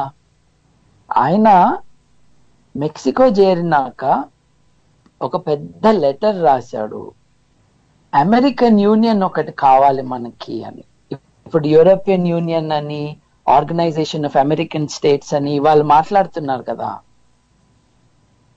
ప్రపంచ యుద్ధం టైంలో ఆయన we need such a thing for the Americas అని ఒక ఓపెన్ లెటర్ రాశాడు. దాని నుంచి ఇన్స్పైర్ అయ్యి చాలా మంది ఆయన దగ్గరకు వచ్చారు, ఇది ఏంటి నువ్వేం ప్రపోజ్ చేస్తున్నావు అని. ఆయన 1887 లో పుట్టాడు అండి. 30 ఏళ్ళు నిండేటప్పటికే ఆయన ఇటువంటి ఐడియాస్ అన్ని తీసుకొచ్చేశాడు ప్రపంచ స్టేజ్ మీదకి. But as I say, Mexico, Latin అమెరికాల్లో ఆయన గురించి చాలా గుర్తు తెచ్చుకుంటూ ఉంటారు. But the rest of his life, ఆయన రష్యా వెళ్ళాడు, లెనిన్ తో దెబ్బలాట పెట్టుకున్నాడు in a very nice way. మీరు చెప్పింది కరెక్ట్ కాదండి అని చెప్పాడు. తన తండ్రి లాంటి వాడు లెనిన్ అని కూడా రాసుకున్నాడు. ఆ రిలేషన్ ఉండేది నాకు ఆయనతో. నన్ను వాత్సల్యంతో చూసేవాడు, తనకంటే చిన్నవాడిని అని ఆయన రాసుకున్నాడు. ఆ లెనిన్ తో తలపెట్టిన ఇది పోరాడిన తర్వాత ఈయన ఇంటెలెక్చువల్ బ్రిలియన్స్ ని గమనించారు. He became a big man in the Communist International. కానీ ఎప్పుడైతే స్టాలిన్ తో విభేదాలు వచ్చాయో, చైనా మీద, చైనాలో చేయాల్సిన వర్క్ మీద, అలాగే రాయ్ చైనాలో సక్సీడ్ కాకుండా ఉండటానికి కొన్ని అడ్డంకులు ఏవైతే వచ్చాయో అవన్నీ స్టాలిన్ యొక్క ఆమోదంతోనే వచ్చాయి. ఆ కారణంగా ఆయన రష్యా వదిలేసి వచ్చేసాడు, లేకపోతే చంపేసి ఉండేవాళ్ళు ఆయన. నా an interesting thing for you to know, స్టాలినా ట్రాట్స్కియా ఈ ఇద్దరి మధ్య ఎవరిని ఎన్నుకోవాలి అన్నది ఒక మేజర్ డెసిషన్ పాయింట్ వచ్చింది కామింటర్న్ లో. You should know that M N Roy was the chair of that meeting where Stalin was finally elected. But ఏమైందంటే M N Roy as chairman of the meeting తన కాస్టింగ్ ఓట్ వేయాల్సిన పరిస్థితి వచ్చింది. ఇద్దరికి ఈక్వల్ ఓట్స్ వచ్చినాయి. అప్పుడు స్టాలిన్ ఎన్నుకున్నాడు రాయ్. ఆ కారణంగా Stalin went forward. That is the internal communist mechanism of election. Stalin ఎన్నుకోవటంలో ఉన్న రీజనింగ్ ఏంటో ఎప్పుడు చెప్పలేదండి? చెప్పాడు. అంటే అప్పుడు ట్రాట్స్కీకి స్టాలిన్, అప్పుడు స్టాలిన్ తర్వాత ఉన్న ఉన్మాదము, మనుషుల్ని కోట్లలో చంపించాలని ఆలోచించటాలు అవన్నీ లేవండి. అప్పుడు that was the old communist revolutionary culture. ఆ టైంలో రెవల్యూషన్ ని మనం కన్సాలిడేట్ చేయాలా, మనం ఎక్స్పాండ్ చేయాలా అన్న టాక్టికల్ ఇష్యూస్ మీద డిస్కషన్ అన్నది. But without deviating from the main point, ఆయన రష్యాను వదిలేసి వచ్చాక జర్మనీలో ఉండి తన ఆర్టికల్స్ రాసినప్పుడు అవి పబ్లిష్ అయినాయి. ఇఫ్ ఐ వర్ స్టాలిన్ అన్న పేరుతో. నేనే స్టాలిన్ అయి ఉంటే నేనేం చేసి ఉండేవాడిని అన్న ఆ ఓరియంటేషన్ తో ఆర్టికల్స్ అన్ని పబ్లిష్ అయినాయి. ఆయన జర్మన్ కమ్యూనిస్ట్ అపోజిషన్ పత్రిక ఆగస్ట్ థల్హైమర్ రాస్తున్న ఎడిట్ చేస్తున్న పత్రిక కాంట్రిబ్యూట్ చేసేవాడు. అది చేయటం మొదలు పెట్టంగానే రష్యా మొత్తం కమ్యూనిస్ట్ లీడర్షిప్ రాయ్కి వ్యతిరేకంగా ప్రవర్తించడం మొదలు పెట్టాయి.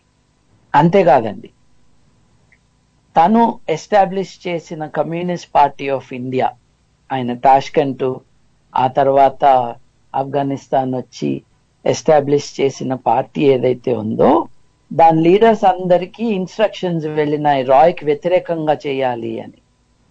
ఇప్పుడు బీటీ రణదీవేలు, డాంగేలు వీళ్ళందరూ juniors who were supported by Roy in their growth.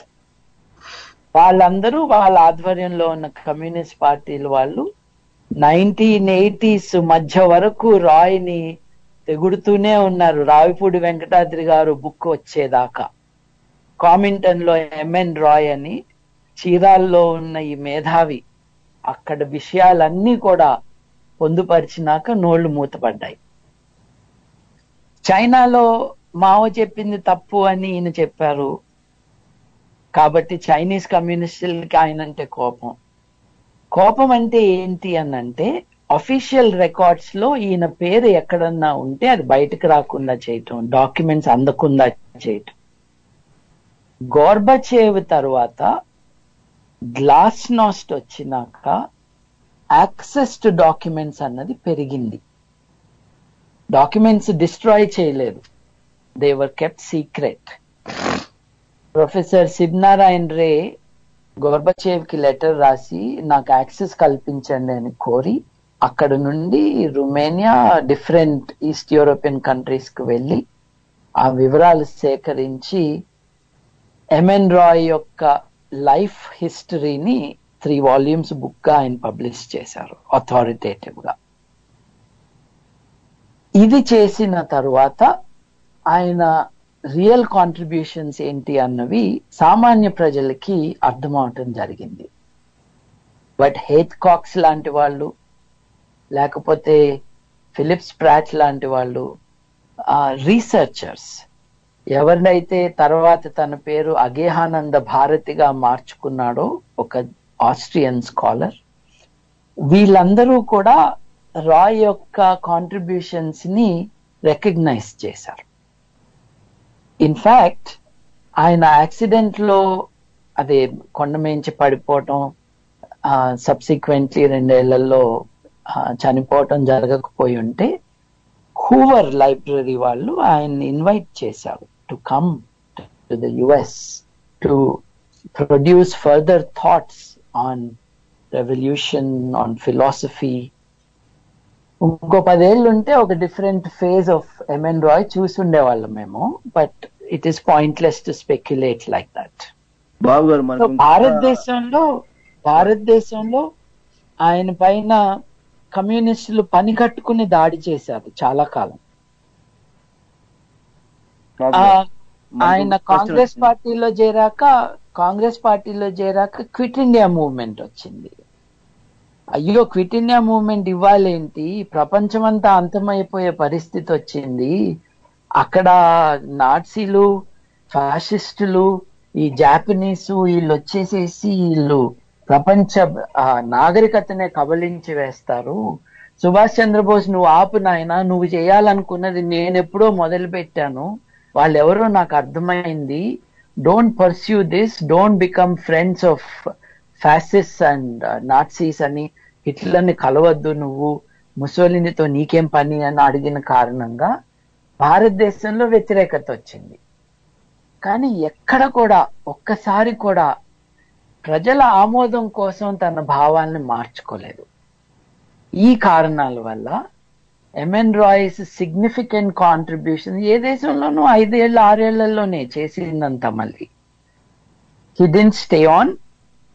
Second thing, people who didn't like him were in power. He didn't care, but they were afraid of him and they made information about him not available. These are the reasons. బాబు గారు, మనకు ఇంకోటి online question వచ్చింది. శ్రీనివాస్ జాస్తి గారు మన తర్వాత show అయిన ఆస్తికులు, నాస్తికులు, రాడికలిస్టులు, డెమోక్రటిస్టులు వాళ్ళందరూ they go beyond money at individual level, but society లెవెల్లో ఎందుకు వెళ్ళరు? సొసైటీ లెవెల్లో వెళ్ళటానికి వాళ్ళకి కావాల్సిన పనిముట్లు కాదు, వాళ్ళకి కావాల్సిన మెకానిజం ఏంటి? అండ్ రాయ్ గారు దీని మీద రాయ్ గారు అంటే అప్పటికి రాయ్ గారి టైంలోనే ఈ గ్రీడ్ ఇవన్నీ ఉండుంటాయి. దీని మీద ఎంఎన్ రాయ్ గారి ఒపీనియన్ ఏంటి? దీన్ని సొసైటీ లెవెల్లో తీసుకురావాలంటే మనం ఇది నా క్వశ్చన్, దీన్ని సొసైటీ లెవెల్లోకి తీసుకొచ్చి నెక్స్ట్ లెవెల్ ఆఫ్ మెచ్యూరిటీకి తీసుకెళ్లాలంటే మనం ఏం చేయాలి? అంటే నాకు అర్థమైనంత వరకు ఐఎమ్ రిపీటింగ్ ద క్వశ్చన్ అండి. పర్సనల్ గా వాళ్ళ ఆస్తులు సంపాదించుకున్న సొసైటీ లెవెల్లో చేయలేదా ఉద్యమం కోసము అని అడుగుతున్నారు. ఎందుకు చేయట్లేదు అంటే నా దృష్టిలో రాయ్ చేసిన అతిపెద్ద తప్పు ఏమిటి అనంటే తను పొలిటికల్ పార్టీని డిజాల్వ్ చేసేసాడు. I think that was right, that was ethical, that was correct. ఎందుకంటే ఆయన అవగాహన అది. ఆ తర్వాత రాడికల్ హ్యూమనిస్ట్ మూవ్మెంట్ గా మారిపోమన్నాడు అందరినీ. మీరందరు సమాజంలోకి వెళ్ళిపోయి మీ ఉద్యోగాలు చేసుకుంటూ మీ ఏరియాస్ లో యూ డెవలప్ హ్యూమనిస్ట్ థాట్. నువ్వు సైన్స్ చెప్తూ హ్యూమనిజం ని డెవలప్ చెయ్యి. నువ్వు పాలిటిక్స్ లో ఉంటే పాలిటిక్స్ లో హ్యూమనిజం డెవలప్ చెయ్యి. ఎకానమిస్ట్ అయితే అలా చెయ్యి అని. నిజానికి మోడర్న్ ఇండియా ఫౌండింగ్ లో many of the big bureaucrats ఏది ఫస్ట్ 5 years లో దేశం యొక్క ఇన్స్టిట్యూషన్స్ ని ఎస్టాబ్లిష్ చేసిన వాళ్ళలో చాలా మంది రాయ్తో ప్రభావితమైన వాళ్ళే, నెహ్రూతో మొదలు పెట్టుకొని. చాలా మంది మర్చిపోతున్నారు, ఆబ్జెక్టివ్స్ రెజల్యూషన్ అని మన రాజ్యాంగంలో ప్రవేశపెట్టబడింది. దాని authors are MN Roy and Nehru from 1930 Karachi Congress. అప్పుడు రాయ్ పేరు డాక్టర్ మహమూద్, ఆయన మారువేషంలో ఉన్నాడు. ఇప్పుడు అప్పటి నుంచి people have been influence by what he has been saying. కాకపోతే ప్రైవేట్ గా చేస్తున్నది ఉద్యమం కోసం ఎందుకు చేయలేదు అని అంటే, ఉద్యమానికి ఎటువంటి ఇన్ఫ్రాస్ట్రక్చర్ కావాలి అన్న విషయం రాయ్ దాని మీద దృష్టి పెట్టలేదని నా అభిప్రాయం. ఎందుకు అనంటే ఆయనకు 60 ఏళ్ళు వచ్చినాయి, అది కారణమేమో. We are talking about a man whose life was battered. ఆయన 6 ఏళ్ల పాటు జైల్లో ఉన్న కారణంగా ఆయనకు హార్ట్ ప్రాబ్లమ్స్ డెవలప్ అయినాయి. ఒక తీవ్రవాదిగా బయలుదేరిన వ్యక్తి ప్రపంచంలో ప్రతి చోట హార్డ్షిప్స్ ఎదుర్కొన్న వ్యక్తి బ్రిటిష్ జైలుకి లొంగిపోయాడు. అక్కడ ఉన్న బ్యాడ్ కండిషన్స్ కి హిస్ హెల్త్ డిటీరియేటెడ్ బ్యాడ్లీ. అది కారణమేమో. మళ్ళీ radical humanist movement, radical humanist association గా ఫామ్ అయ్యేటప్పటికీ ఆయన జూనియర్ కొలీగ్స్ ఎవరెవరైతే ఉన్నారో వాళ్ళు కూడా దే బికేమ్ ఓల్డ్.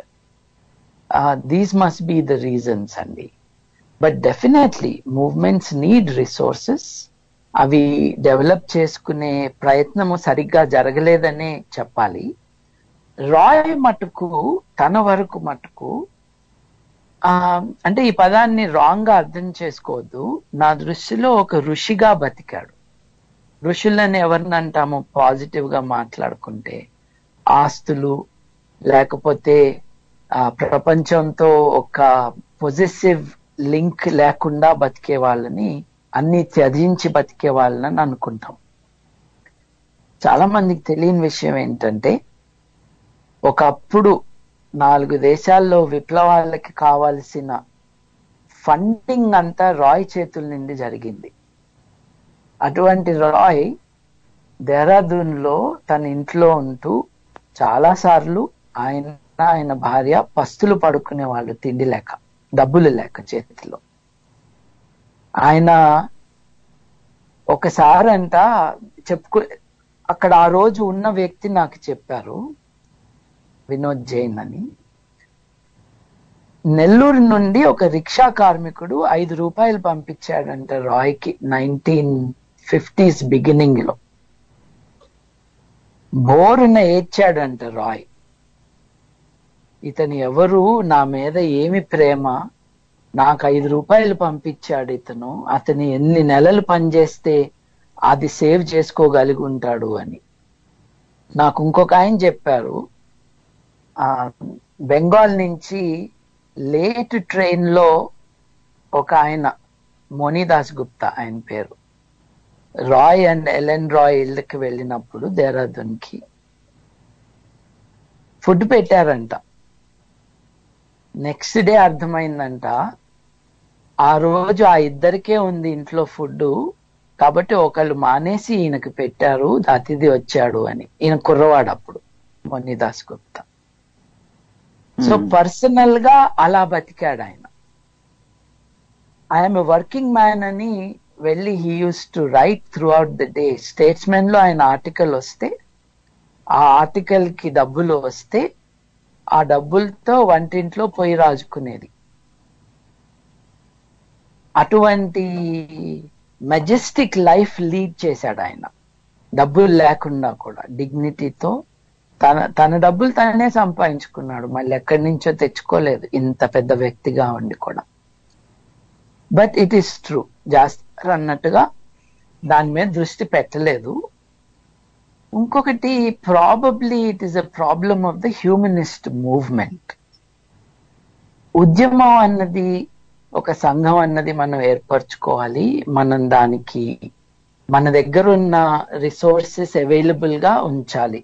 అది మన టైం కావచ్చు, మన వాలంటీర్ ఎఫర్ట్ కావచ్చు, మన ఫండ్స్ కావచ్చు అని. ఈ భావన is not established well in the humanist movement. ఎవరికి వాళ్ళు వాళ్ళ జేబులోంచి తీసి ఖర్చు పెడుతున్నారు, యాక్టివిటీ అవుతుంది, కానీ లాంగ్ సస్టైనింగ్ గా లేదు. కొంతమంది డబ్బులున్న వాళ్ళే ఉండేవాళ్ళు 1930s లో 40s లో ఉద్యమంలో. మీకు వాడియా మూవీ టోన్స్ తెలుసు కదా. Wadia was a big film production house. Wadia was a disciple, not just an admirer, a disciple of M.N. Roy. Lohia కూడానండి? Not a disciple, Andy, not a disciple. Lohia was definitely influenced by Roy's ideas, but కులం విషయము వాటన్నిటి మీద లోహియాకు ఒక స్పష్టమైన అభిప్రాయం ఉండేది కదా. ఇంకొకటండి, ఎంఎన్ రాయ్ తన రాడికల్ హ్యూమనిస్ట్ పార్టీకి అధ్యక్షుడిగా ఉండమని పెరియార్ని కోరాడు. చాలా మంది తెలియదు ఈ విషయం. ఇప్పుడు ఈ ఇంటర్నెట్ ఉన్మాదులు ఎవరైతే ఉన్నారో వాళ్ళందరూ Roy versus Ambedkar, Ambedkar versus Periyar type of nonsense రాసుకుంటూ ఉంటారు. నిజానికి వీళ్ళిద్దరు స్నేహితులు, అంబేద్కర్ రాయ్. అంబేద్కర్ లేబర్ మినిస్టర్ అయినప్పుడు రాయ్ చేస్తున్న పనులకి, రాయ్ యొక్క పార్టీకి, రాయ్ తో స్థాపించబడిన ఇండియన్ ఫెడరేషన్ ఆఫ్ లేబర్ అనుకుంటా, దానికి హెల్ప్ చేసింది అంబేద్కరే. రాయ్ ఎప్పుడైతే పెరియార్ని అడిగాడో ఈ పార్టీకి నువ్వు అధ్యక్షుడిగా ఉండు అని, నేను పొలిటికల్ వర్క్ కాదు సోషల్ రిఫార్మ్ వర్క్ కే నా లైఫ్ ని డెడికేట్ చేస్తున్నాను అని పెరియార్ తిరస్కరించాడు. ఈ విషయంలో రాయ్ కంటే పెరియార్ ఇంకా బెటర్ అవగాహన ఉన్నట్టు తెలుస్తుందిగా. కొద్ది కాలంలో రాయ్ తన పార్టీని డిజాల్వ్ చేసేసాడుగా. సార్, నా క్వశ్చన్ తో ముగిద్దాం. ఇంకా చివరి క్వశ్చన్,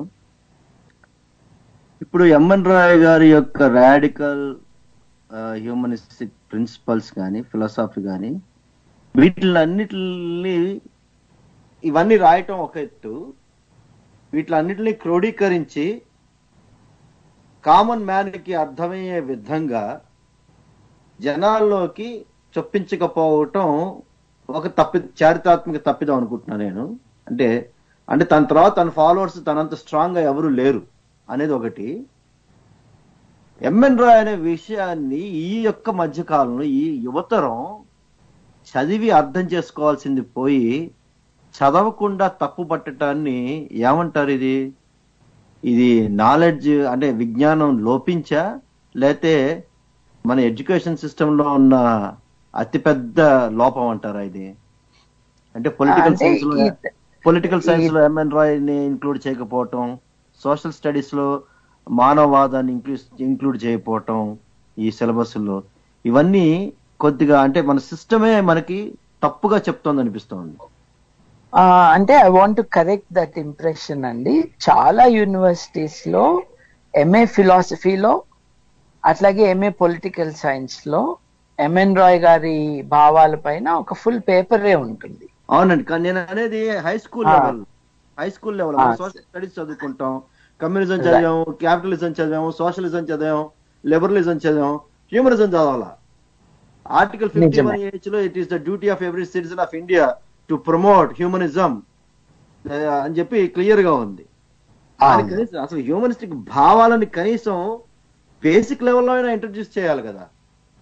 నిజమేనండి, అక్కడ it is a tragedy that humanism is not introduced as an alternative to the other ideologies.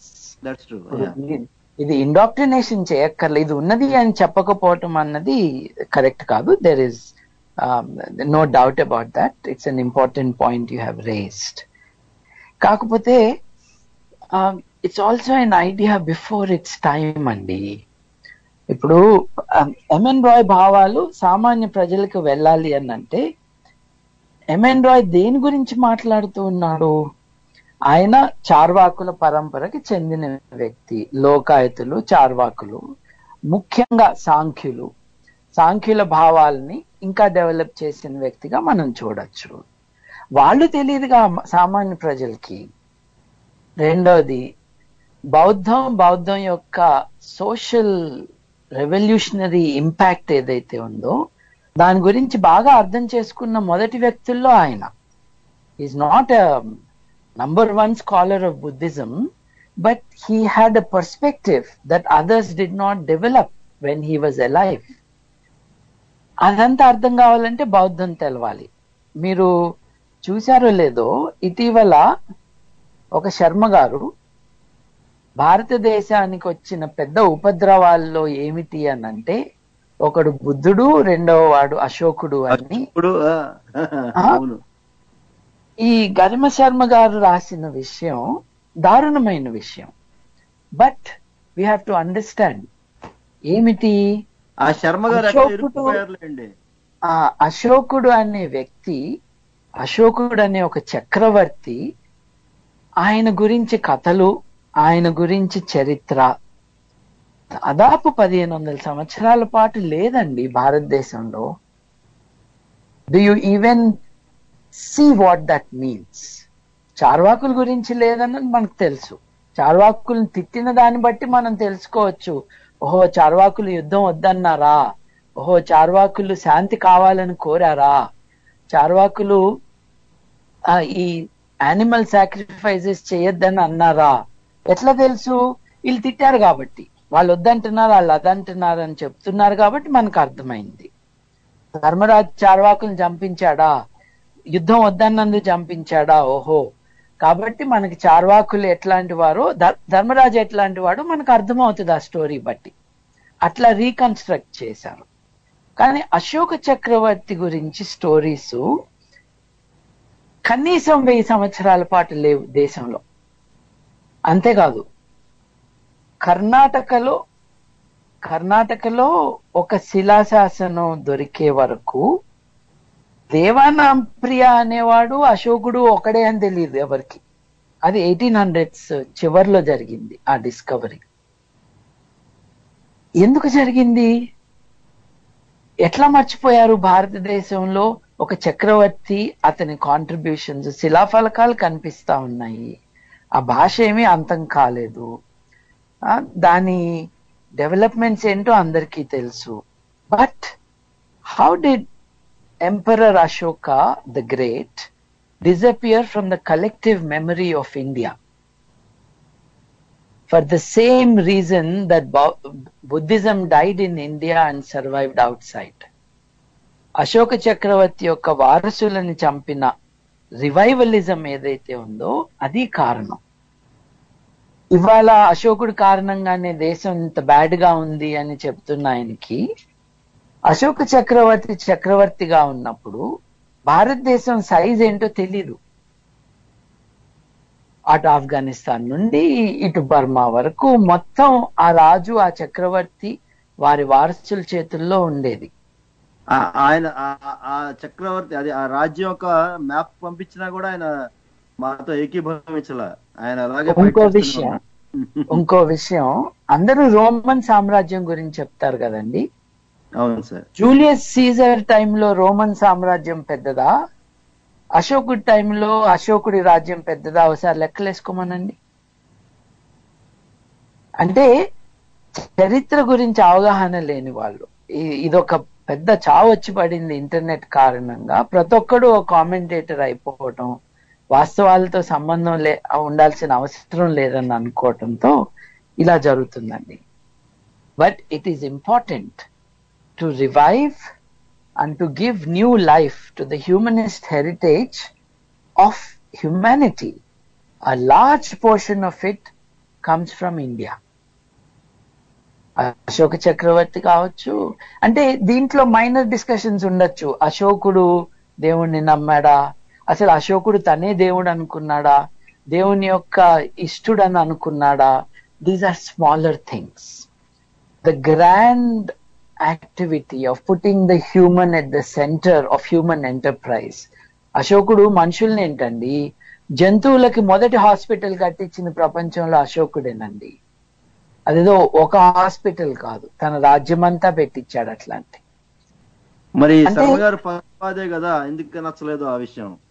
అంటే they are not worth our time అని నేను అనుకుంటూ ఉంటాను ఒక్కొక్కసారి. సో వాళ్ళకి రెస్పాన్స్ ఇచ్చేదేంటి, వీళ్ళని ఎంతమంది చదువుతారు అన్నది, అంటే వాళ్ళకి మనం ఇస్తున్నామా ఇంపార్టెన్స్ అన్నది important question.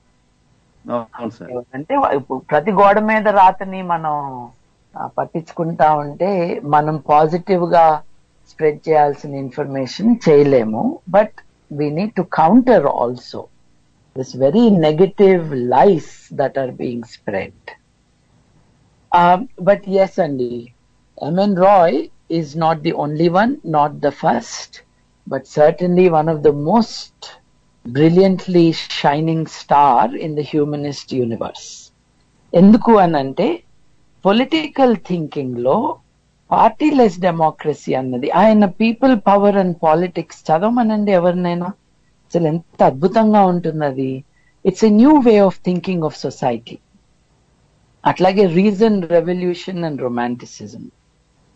It tells you something about social change, the theory of social change. Beyond communism and new orientation చూస్తే మార్క్సిస్టులతో ఆయనకున్న విభేదాలు ఏంటి, ఇన్ ఎ కన్స్ట్రక్టివ్ వే, బూతులు తిట్టే డిసగ్రిమెంట్లు కాదు ఇవి. అలాగే సైన్స్ అండ్ ఫిలాసఫీ, ఆయన essays collection, of course, and that is something he wrote while in prison. ఆయన philosophical consequences of modern science అని ఆ 9,000 పేజీల పుస్తకం రాయటానికి ఇంట్రడక్షన్ గా ఒక వర్కింగ్ టైటిల్ గా పెట్టుకుని రాసుకున్నది ఇది. అది చూస్తే అట్లాగే ఆయన మెమోయిర్స్ ఆఫ్ ఎ క్యాట్, పిల్లి యొక్క ఆత్మకథ అని ఒకటి రాసుకున్నాడు, తమాషాగా ఉంటుంది. ఆయన జైల్లో సాలిటరీ కన్ఫైన్మెంట్ లో ఉన్నప్పుడు ఆయనకి తోడుగా కేవలం ఒక పిల్లి మాత్రమే ఉండేది. ఆ పిల్లిని మనసులో పెట్టుకుని ఫ్రాయిడ్ ని, ఐన్స్టైన్ ని, అట్లాగే రాజకీయాన్ని, ప్రజల నమ్మకాలని తమాషాగా పలకరిస్తూ రాసిన ఇది. అంటే different aspects of that man's life. And ఇవన్నీ చూసినాక మనకు అనిపిస్తుంది అనమాట, you will not see somebody like him easily again అని. With so many accomplishments. ఏదో డబ్బులున్న వ్యక్తి కాదు, చదువు బాగా నేర్చుకుని యూనివర్సిటీ డిగ్రీలతో పైకి వెళ్ళిన వ్యక్తి కాదు, somebody on the run all the time. But his great contribution will be his ideas on politics, on democracy, and his proposal to link science, philosophy and a philosophy of life. దాంట్లో నాకైతే అనుమానం ఏం లేదు. బాబు గారు, last question అండి, నాది కాక ఇంకొక కాలరు తన క్వశ్చన్ పంపించాడు ఆన్లైన్, రాకీ కార్తిక్. ఎంఎన్ రాయ్ గారి పేరున ఏ ఒక్క స్టేడియం గానీ, జూ గానీ, ఎయిర్పోర్ట్ గానీ ఇవన్నీ లేవు. అంటే ఇదేదో కొద్దిగా అంటే గ్లోరిఫికేషన్ ఆఫ్ రాయ్ కాదు నా ఉద్దేశంలో. అంటే ఒకళ్ళ పేరు పెడితే గానీ ఆయన పేరు గుర్తుండకపోవడం అనేది చాలా బాధాకరమైన విషయం. కానీ పెట్టలేదు, ఎందుకంటే ఏ ఒక్క ఐడియాలజీని, ఉద్దేశాన్ని పటేల్ గారు నచ్చకపోయి వాళ్ళని బ్యాన్ చేసినా కూడా వాళ్ళకి ఆయనకి విగ్రహం కట్టిన రోజుల్లో ఎంఎన్ రాయ్ గారి ఐడియాలజీని అప్రిషియేట్ చేస్తారని ఎక్స్పెక్ట్ చేయలేము, ఆయన పైన జూలును ఎయిర్పోర్ట్లు కడతారని కూడా ఎక్స్పెక్ట్ చేయలేము. మీరేమంటారు? చాలా కష్టం మీద బాంబే హ్యూమనిస్టులు కలకత్తా హ్యూమనిస్టులతో కోఆపరేట్ చేసి ఎంఎన్ రాయ్ గారి ఒక బస్ట్ తయారు చేసి, అది MN Roy human centre for human development అని బాంబేలో పెడితే దాని ఎంట్రన్స్ లో పెట్టారండి. I can very happily say Shri Bodasu Venkataramana గారు ఉప్పల్లో ఉంటారు. ఆయన ఫేస్బుక్ లో మానవవాదంతో పరిచయం పెంచుకుని, నాలాంటి వారి పట్ల ప్రేమ పెంచుకుని, ఆయన ఈజ్ ఎ స్కల్ప్టర్. ఆయన భగత్ సింగ్ అండ్ ఎంఎన్ రాయ్వి సెపరేట్ గా రెండు, ఏమీ ఆశించకుండా, ఏమీ కోరకుండా ఈ భావాలు ప్రచారం చేసిన వారికి విగ్రహాలు ఉండాలి అని ఆయన తయారు చేసి పంపించారు. వాటిని వివేక విద్యాలయం ఎంఎన్ రాయ్ క్యాంపస్ లో రాయ్ విగ్రహం, భగత్ సింగ్ విగ్రహం ఇన్స్టాల్ చేయాలని నిర్ణయం తీసుకున్నాం. విగ్రహాలు ఉన్నాయండి ఇప్పుడు. బట్ రాకీ కార్తిక్ గారు అడిగినట్టుగా ఇన్స్టిట్యూషనల్ గా దేశంలో ఎందుకు రికగ్నైజ్ చేయలేదు? It's a very sad story అండి. ఇప్పుడు రాయ్ సెంటినరీకి ఫస్ట్ డే కవర్స్ అట్లాగే పోస్టల్ స్టాంప్స్ రిలీజ్ చేశారు. భారతదేశ చరిత్ర రాస్తున్నప్పుడు ఇంటెలెక్చువల్స్ గురించి మాట్లాడుతూ రాయ్ పేరు లేకుండా అసలు చరిత్ర రాయరు. బట్ అంతకంటే ముందుకు వెళ్ళాలి అని అంటే they must be social and state commitment. I will tell you that sad story. ఏ ఇంట్లో అయితే నంబర్ 13 మోహిని రోడ్ దేహరాదూన్ లో రాయ్ తన లాస్ట్ 20 years గడిపాడో, ఆ ఇంటిని కబ్జా చేసి ఆ ఇల్లు పడేసి అక్కడ ఫ్లాట్లు కట్టడానికి ఆయన అంటే తను అక్కడ ఉన్నప్పుడు చిన్నపిల్లాడిగా అక్కడ పెరిగిన ఒక అబ్బాయి చేస్తున్నాడు. అది కబ్జా చేసేసుకున్నారు ల్యాండ్ ని. అంతే మరి. ఒక పొలిటికల్ ఎకనామిక్ క్లౌట్ డెవలప్ చేసుకోకుండా ఉన్న వాళ్ళకి పట్టే గతే ఎంఎన్ రాయ్ కూడా పట్టింది. కానీ ఆయన భావాలు ఎక్కడికి పోవు. The Brahmin of the Comintern అని ఒక తిక్క టైటిల్ తో ఒక రీజనబ్లీ గుడ్ డాక్యుమెంటరీ ఒక ఫ్రెంచ్ డాక్యుమెంటరీ మేకర్ చేశాడు. That is the latest on MN Roy. ఎప్పుడో ఒకప్పుడు ఏ కమల్ హాసన్ లాంటి వాళ్ళను హీరోగా పెట్టుకుని ఒక సినిమా తీసి ఒక ఈ అడ్వెంచర్ ని హిస్టారికలీ కరెక్ట్ ఫ్యాషన్ లో చూపిస్తే అందరికీ గుర్తుకొస్తుంది. పద్మావతులు, మణికర్ణికలు చేస్తున్న వాళ్ళకి రియల్ హీరోస్ అంటే ఇట్లా ఉంటారు, వీళ్ళే మైథాలజీకి సప్లై చేయగలిగిన సత్తా ఉన్న హిస్టారికల్ క్యారెక్టర్స్ అని వాళ్ళకి అర్థం కావాలి. Then they will catch the imagination of people. Having said that, I must tell you, recently Facebook group లో సభ్యుడిగా ఉన్న ఒక మిత్రుడు, అంటే నేను పర్సనల్ గా ఎప్పుడు కలవలేదు, వాళ్ళకి బిడ్డ పుడితే మా బిడ్డకి మానవ్ అని పేరు పెట్టుకుంటున్నాము, ఎంఎన్ రాయ్ యొక్క మానవేంద్రనాథ్ పేరు అక్కడ రిఫ్లెక్ట్ అవ్వటానికి అని ఒక మెసేజ్ పెట్టారు. ఇట్లా రాయ్ పేరు పెట్టుకున్న వాళ్ళు చాలా మంది ఉన్నారు వాళ్ళ పిల్లలకి. ఒక ముఖ్యమంత్రి గారు చనిపోతే ఆయన మామూలు వ్యక్తి కాదు, నా జీవితాన్ని మార్చేశాడు అనేసి రోడ్డుకి, షాప్కి, ఆ స్టేడియంలకి ఆ ముఖ్యమంత్రి, దివంగత ముఖ్యమంత్రి పేర్లు పెట్టుకోవటం మనకు తెలుసు. కానీ వీళ్ళెవరూ వాళ్ళ పిల్లలకు పెట్టుకోలేదు ఆ పేర్లు. రేపు మళ్ళీ పార్టీ మారుతారేమో వీళ్ళు అందుకని.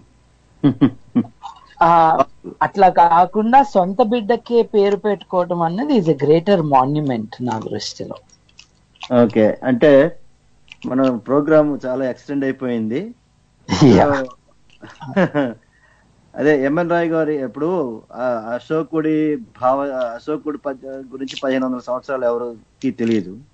అలాగే భారతదేశంలో బుద్ధిజం 600 నుంచి 800 సంవత్సరాల వరకు ఫరడే వెళ్ళిన సంగతి తెలియదు.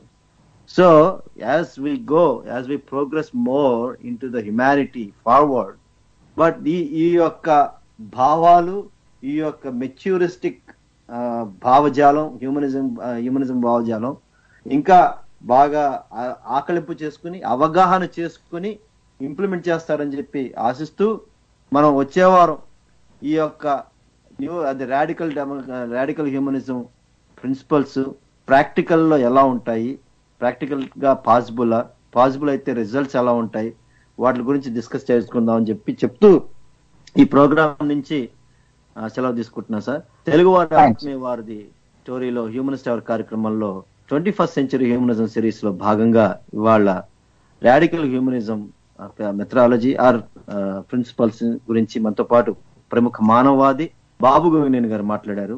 మళ్ళా వచ్చే వారం ఈ సిరీస్ లో భాగంగా ఈ రాడికల్ హ్యూమనిజం ప్రాక్టికల్ దాని గురించి వాళ్ళు మళ్ళా మనతో మాట్లాడతారు. అప్పటిదాకా మీ ఆర్జే రామ్ గంగరాజ్ నుంచి సెలవండి.